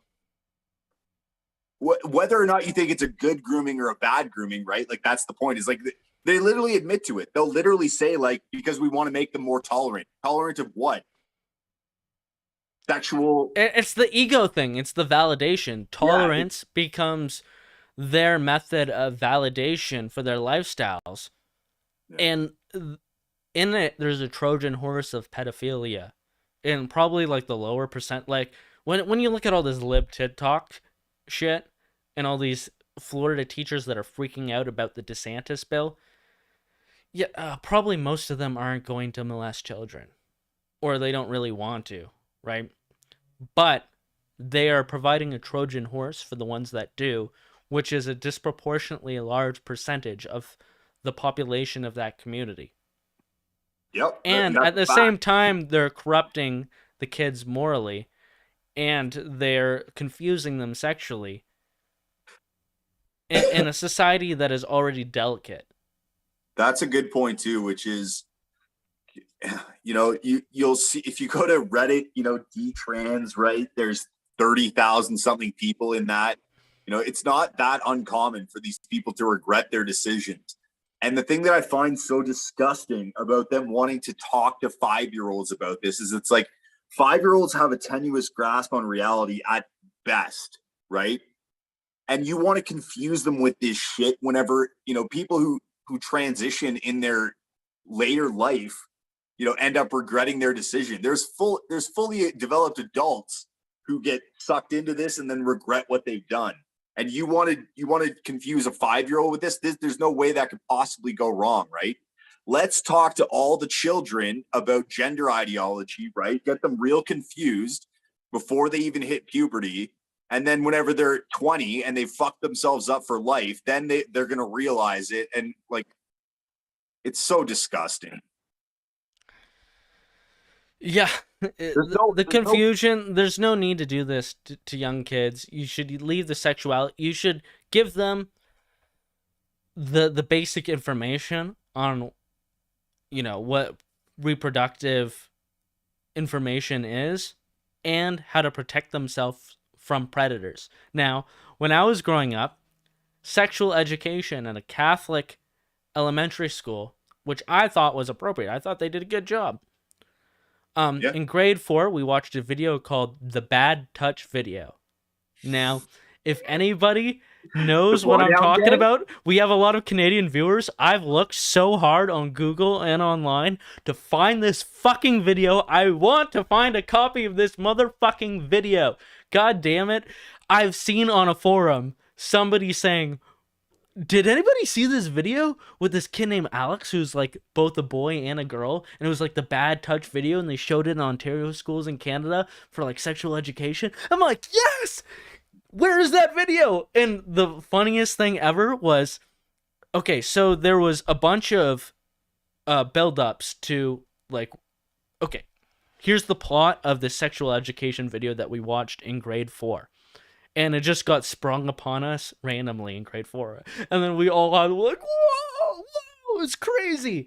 Yet we all learned so much at the same time. It was absolutely fantastic in that sense. So this character, Alex, was like the protagonist. And they were meant to be like a they-them. Not that they were transgender or non-binary. But it was meant to represent that it could either be a boy or a girl. It was ambiguous so that it could relate to whatever kid was watching, right? So then this Alex kid went through a bunch of adventures, and at one point, like, it was kind of like a comedy and a drama at the same time, going through different situations. And just for an example, at one point, a clown magician comes up and is doing all these funny tricks to the kids, and then the clown sticks his hands down Alex's pants and then pulls out a bunch of flowers. And then you have a bunch of sports commentators going to it and being like, whoa, foul on the play. What was that? Like, nah, like, that was, you are not allowed to touch someone's genitals like that, even if, like, they pretend like it's something, like they're doing a magic trick or something. And then, you know, the message was clear that these tricksters are not going to get away with it. And it was teaching kids, was introducing the concept in like a kind of funny, non-alienating way. And then the best part at the end was with Uncle Leary. Now, Uncle Leary was the meme. That was the meme throughout elementary school. All the elementary school friends that I had growing up, even into high school, we would all call each other, "You're fucking Uncle Leary, you pedophile." You're Uncle Leary.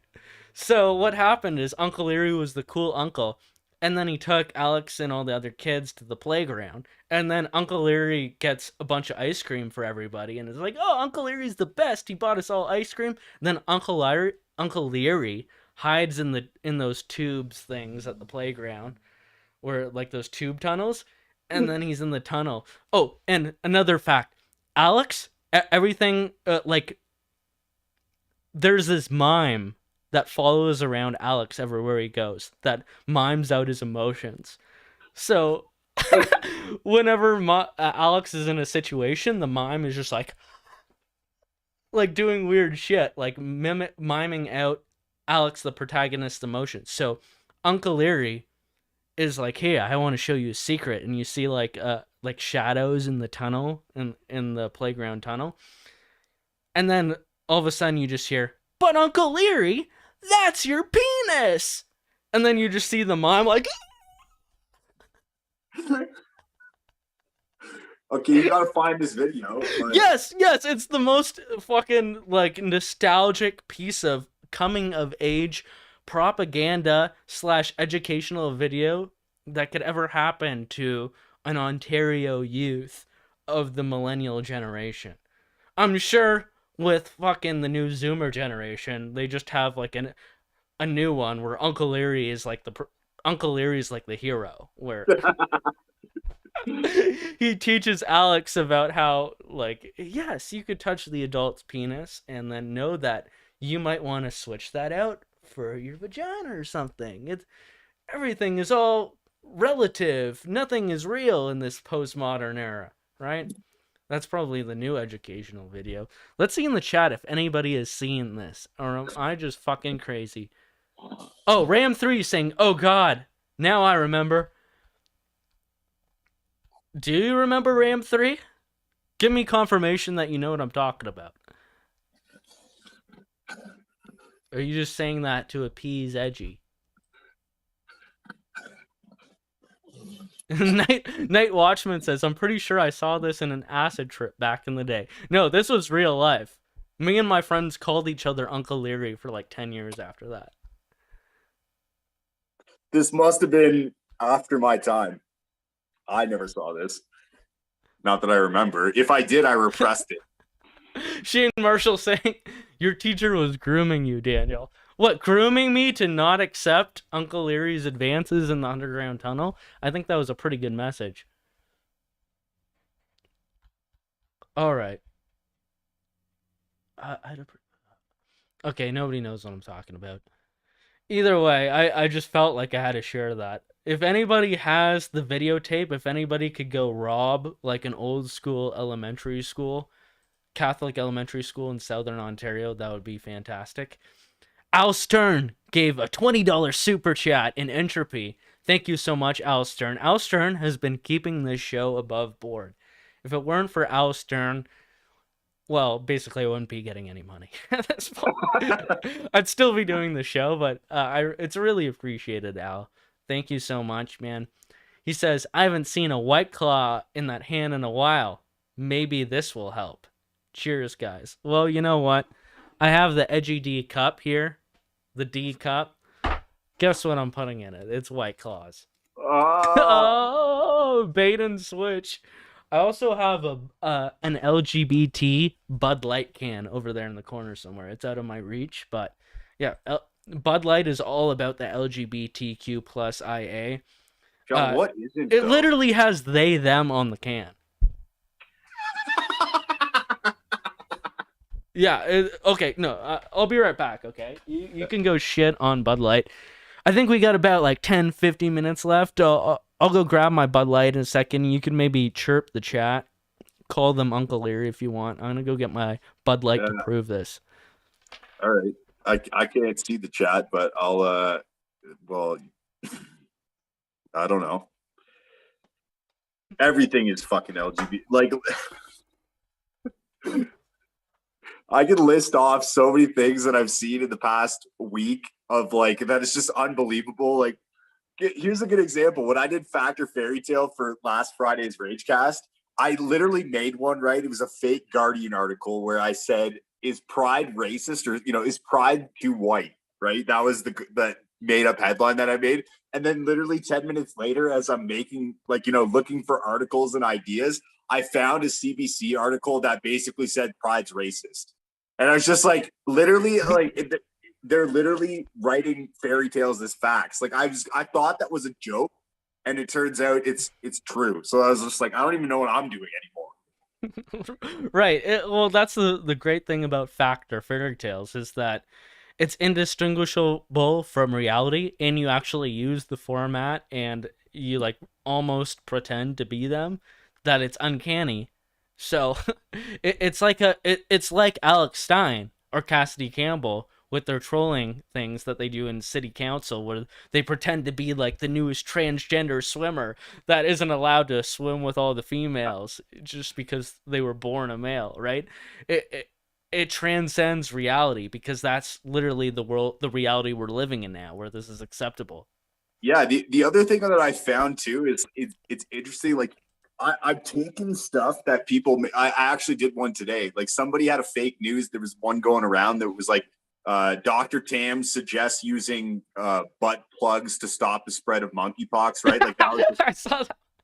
Right? And it was perfect. It was perfect because there's something funny about monkeypox. Is like a week or two ago, there's a Daily Mail article saying that it spread among like predominantly bathhouse gay communities after this like weeks long pride parade that was like internationally renowned, right? And now they're trying to backtrack, saying like, yeah, it mostly did spread from these gay people. But it's not just gay, it's close contact. You mean rubbing their lesions against you? Who rubs their lesions against each other? Right? It's anyway, so like there was that article that was going around, and I was like, you know what? This article is actually believable. It's just the way that the language that's being used is too inflammatory. So if you just tone this down and make it like a little bit more believable, it is believable, right? So it's instead, I what did I say? Public health officials recommend men who have sex with other men wear a mask and use toys. Yeah. Like, to prevent the spread of monkeypox. That is believable. Right. Like well, the BC Health Committee or what, BC CDC or whatever, said that people should use glory holes back in around September or October 2020. Yeah, exactly. Like, it's not a joke. Teresa Tam said that if you're going to have sex with somebody that isn't in your bubble, you should wear a mask when you do it. Right? Like that was a real headline. So now that'll prevent people from catching COVID by 10%.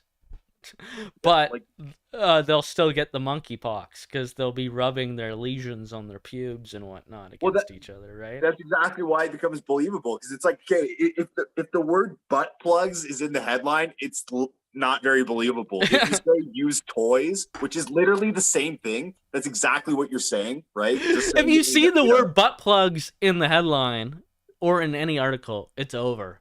Yeah, exactly. But it's over. You use a more what's the word, like a less derogatory or inflammatory or whatever. You change the language, all of a sudden something that seems ridiculous becomes believable. Anal clogger. Well, here's the Bud Light can. I'm sure many people are familiar with this. We got Bud Light, the rainbow. Celebrate everyone's identity. So can I celebrate as a cis hetero white male who's based as fuck? I don't think me thinks that they don't celebrate. Did you drink that? Yeah, I already drank it. You're gay. Yeah, I know. That's why I showed you the sussy video. They them. Don't you just love this corporate pandering? What is that one? Everybody's doing it. What does that say? Lear? I've never seen that one. Might need to focus that camera. Zazir. No fucking way. Zazir. I'm done. Zazir is on the Bud Light can. It's over, boys. Dude, forget protesting any of these schools, school boards here in Canada. Just don't show up, pull your kids out, hide in the forest with your whole family. It's over. It's fucking over, boys. Holy shit. The thing that I don't get about it either is like, okay, Budweiser and Bud Light, like, what are you doing? Like, you're literally appealing at the expense of like 95% of your consumers. You're appealing to like 1.3% of potential consumers. That, like, who drinks Budweiser and Bud Light? Blue collar working class people. And you're like, what are you doing? I think honestly there's this mantra that I saw this recently in an article from a couple days ago from Breitbart. Pizza Hut starts introducing this content with drag, like teaching drag to kids in a children's book. And everyone on the Breitbart comments is like, go woke, go broke. Guess I won't be eating at Pizza Hut anymore. No one gives a fuck. People will still drink Bud Light. The blue collar guy will ignore what's on the can. It does not matter. What matters is you to actually get mad and do something tangible about it. This go woke, go broke. People won't, like, every company is involved in it in some way or another. they all have diversity teams that are increasingly becoming more fucked up, where they're inching us and people like us who espouse our own beliefs out of society. So you could be a dad working in some company that maybe has some autonomy from the rest of big corporations. Soon enough, with this great reset, they'll be eaten up by them too, and then they will have the same diversity equity programs, which ultimately will say if you're a white man, you don't get the job, and if you say anything against the current paradigm, you will be fired and you'll be blacklisted from the rest of employment, like me and you are. Honestly, you type in our names on Google, what happens? Well, guess what? You created some new fucking basted red-pilled super soldiers. Well, I have skills and talents that you picked me out for and you doxed me for. Well, guess what? It's on. We have a meme fucking terrorist in the house with me tonight. It's fucking on. I think it's funny to me too, because they created me, right? I was just a normal person. I owned my own business. I was minding my own business, didn't care, like just wanted to be left alone, and they wouldn't fucking leave you alone. And because of that, now I exist. Now I oppose, like they for, you know, anti-hate in particular, it's funny. They're supposed to combat the Nazis, right? The far right. They create it more than anyone. It's a symbiotic relationship for them, because they need their you to ideology exist. pushes it. And like, here's a perfect example. My Telegram channel has multiplied by a factor of 10 since Anti-Hate wrote their article about me. They did literally nothing to stop me from doing what I'm doing or growing, right? All they did was like fuck up my life in other ways, right? They created tensions in other aspects of my life. It did nothing to actually stop me from doing what I'm doing. Because I hate Kurt. Yeah, I think Kurt might actually have a crush on you. He seems to really enjoy picking on you and Kurt's watching. jealous, man. Yeah, he's just jealous because he'll always be tiny no matter how much weight he lifts. Both spiritually, emotionally, intellectually, physically, he'll always be a tiny man. Mogging the mental manlet. I love it. I love it, Ferry. Dr. Ferry in the house, just dissecting the psychology of all our enemies. That's how we fucking do it. We use our words as weapons. And we have Al Stern in the chat again, giving another $10. He's saying, dude, your video of the glory hole situation was epic. Funniest thing ever. Thank you, man. I really appreciate that. J Maverick in the chat is saying, great fucking show, Edgy. Thanks, I really appreciate it. We are reaching the 2-hour mark. I really want to thank you for coming on tonight, Ferryman. I think we had a great discussion. I think we had a roller coaster ride of just fuckery going on tonight. I have to look into drag syndrome more now. Yes. Thanks for that. Dude, let's fucking collab, man. Can I be trans downs? I don't want to be a female. I want to be Down syndrome. Can I be trans? I think it's trans downs would be the politically correct word. Man, Down syndrome people are fucking. There was a guy at the gym today. I go to the gym immediately, like this Down syndrome guy who works at the gym. I think he claims he does. He's talking to somebody else. As soon as the other guy leaves, he's like, "Hey, immediate conversation with me," and I'm like engaged in the conversation. He just has like a train of thought that like we talk about a bunch of things. He starts talking about how he doesn't like certain kind of pranksters on YouTube. Like, I don't really like this kind of prankster because it's like he just took out this girl's sandwich and put like gross stuff in. I'm like, that's gross, man. That's not funny. I'm like, yeah, it should be like a good show, like the Impractical Jokers. And he's like, yeah, I really find that show funny. This guy is more socially adept than me.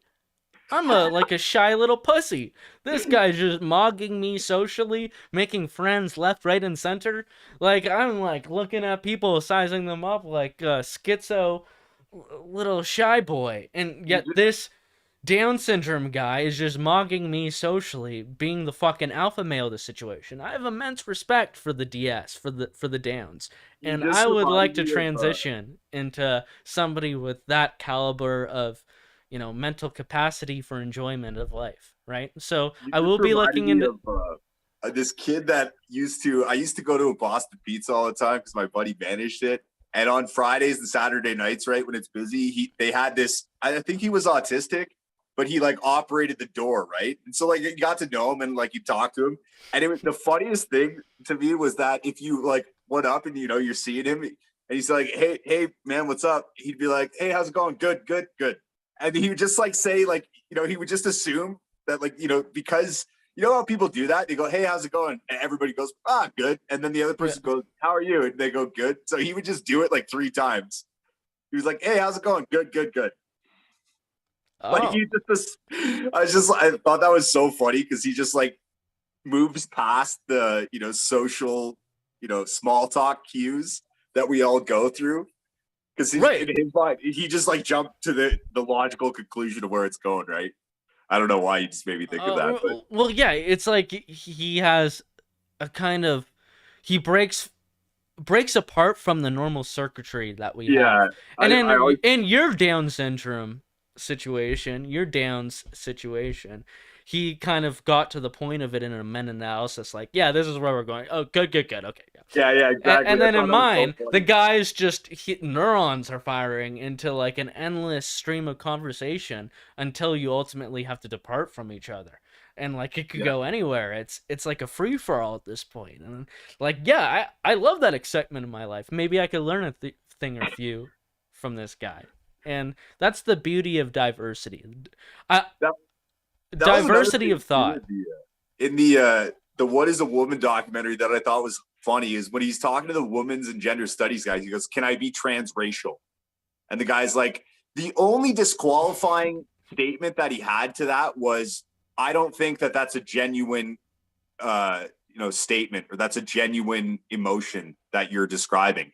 It's like, so basically what you said by saying that was, yes, you could be transracial, but I don't think that you seriously are saying that. I think you're just saying that as a hypothetical gotcha. So it's like when you say, can I be trans down? It's like, yeah, man, if you really believe that, Edgy, you can be downs. That is one of the most inspiring things that you could have ever said to me, Ferry. Yeah. Live your true self, man. Be true to you.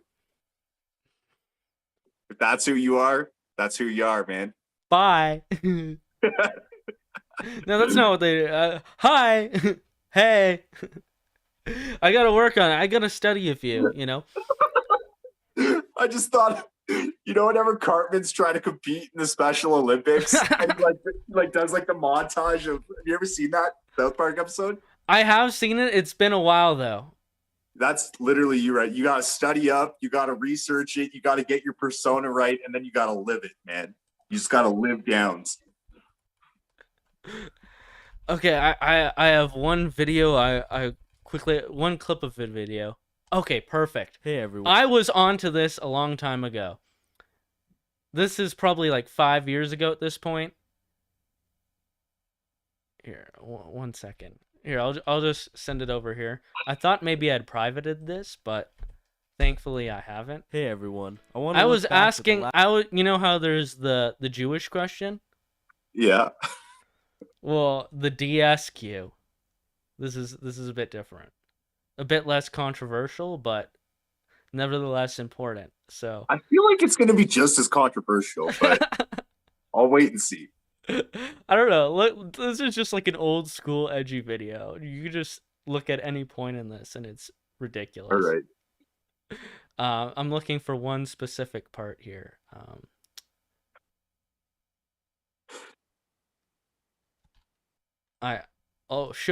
This is how you find something in a video, by the way.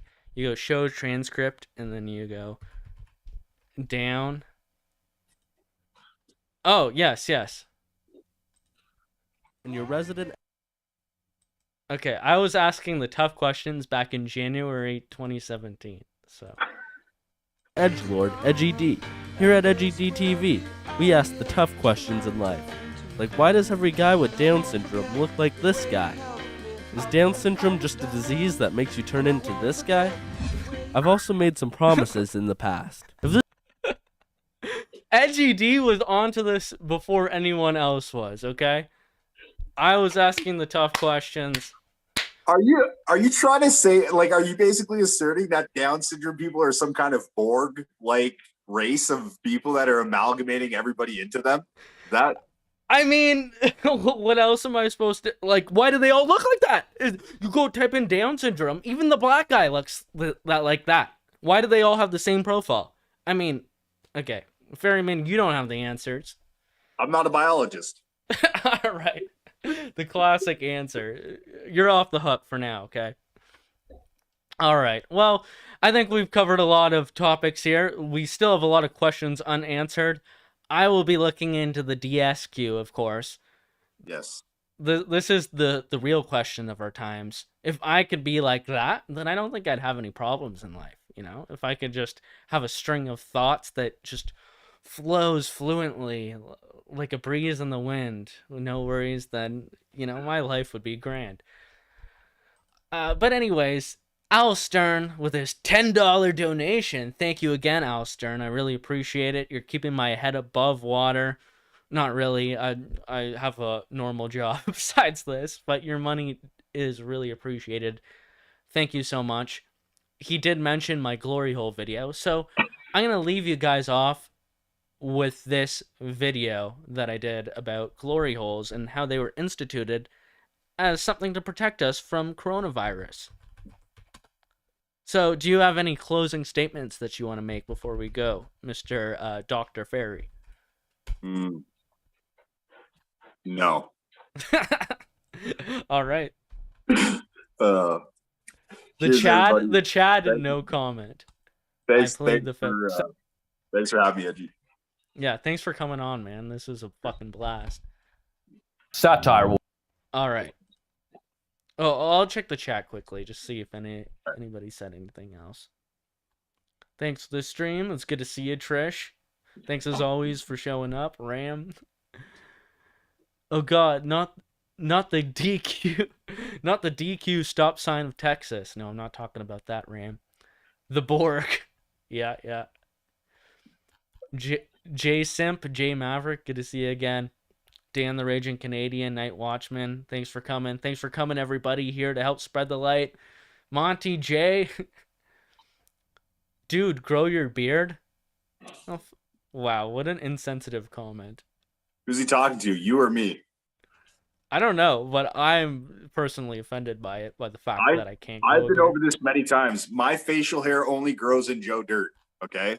Like, it naturally grows in redneck, so I can't grow a beard. It just grows sideburns and goatee.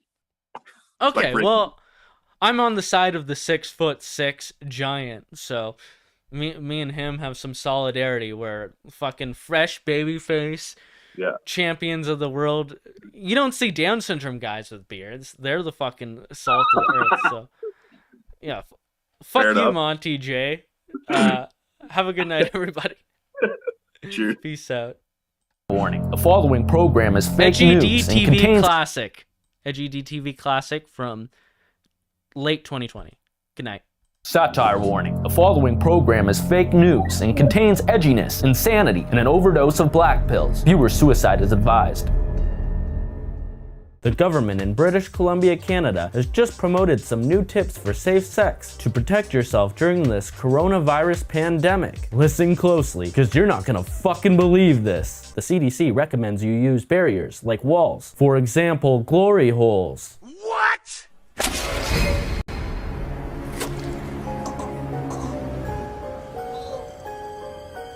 Hello, I'm Teresa Tam. You suck my dick to glory hole. This is new normal now. There's a hole in the wall where you put your cock and balls, but you never really know who's sucking on the other side. Holy shit, this is gonna be edgy. Sex can be very important for mental, social, and physical well-being. It is a part of everyday life. People can, will, and should continue to have sex during the COVID-19 pandemic. Hold on, I'm just reading off of the Government of British Columbia, Canada's Centre for Disease Control website. Messages that discourage or shame people from sexual contact can be harmful and may discourage people from seeking essential sexual health services. That's right! As a proud coomer, I believe that the concept of shame is shameful, and we should be able to and be encouraged to engage in whatever kinks, fetishes, sexcapades that we wish to embark upon. As long as I could say stay from the new coof where we all have to put diapers on our faces, which actually sounds kind of sexy. Whoa, hold up, Coomer moment. I'm sorry, let me continue reading. The COVID-19 virus is spread by... Whoa, sorry.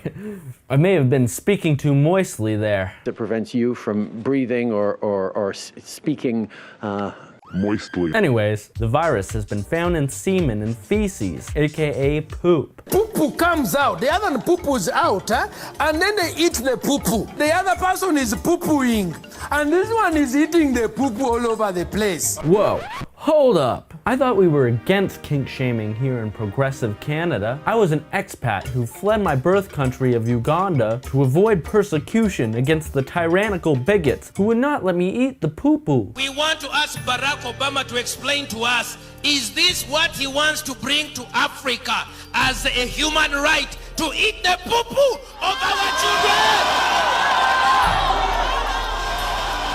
Don't kink shame me. You are your safest sex partner. Great advice. With me, myself, and I, who knows what kind of adventures we could get into together, especially with the internet that pushes every kind of imaginable and unimaginable pornography at every click. This is my safest bet, and it's actually helped me connect better with my next safest sex partners, the persons that I live with. I learned all about how to have better relations with my stepsisters. My dumb bimbo stepsis got stuck in the washing machine again, so I tried to help her out and I got stuck too. And I kept trying to pull my way out, but at least I know I could get close enough to her to pull her out without getting COVID, because as long as we're not face to face, we are part of the solution. Thanks, CDC. The CDC also suggests having virtual sex or sex online instead of real sex, which is all icky and COVID-y. Cyber sex is the future. But don't worry, we stress safety when it comes to expressing yourself sexually online. When you're strutting your stuff online, just don't show your face. Especially since my kink is hacking your device while you expose yourself to match to your personal profiles and data, so I can make my own profile about your online activity to blackmail you.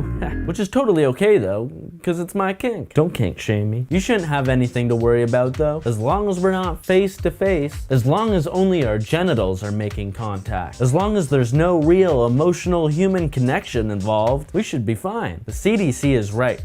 We should use barriers like walls, for example glory holes, that allow for sexual contact but prevent close face-to-face contact.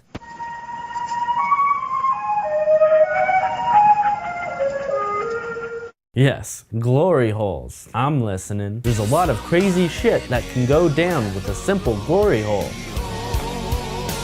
It's so alluring. It's better than reality.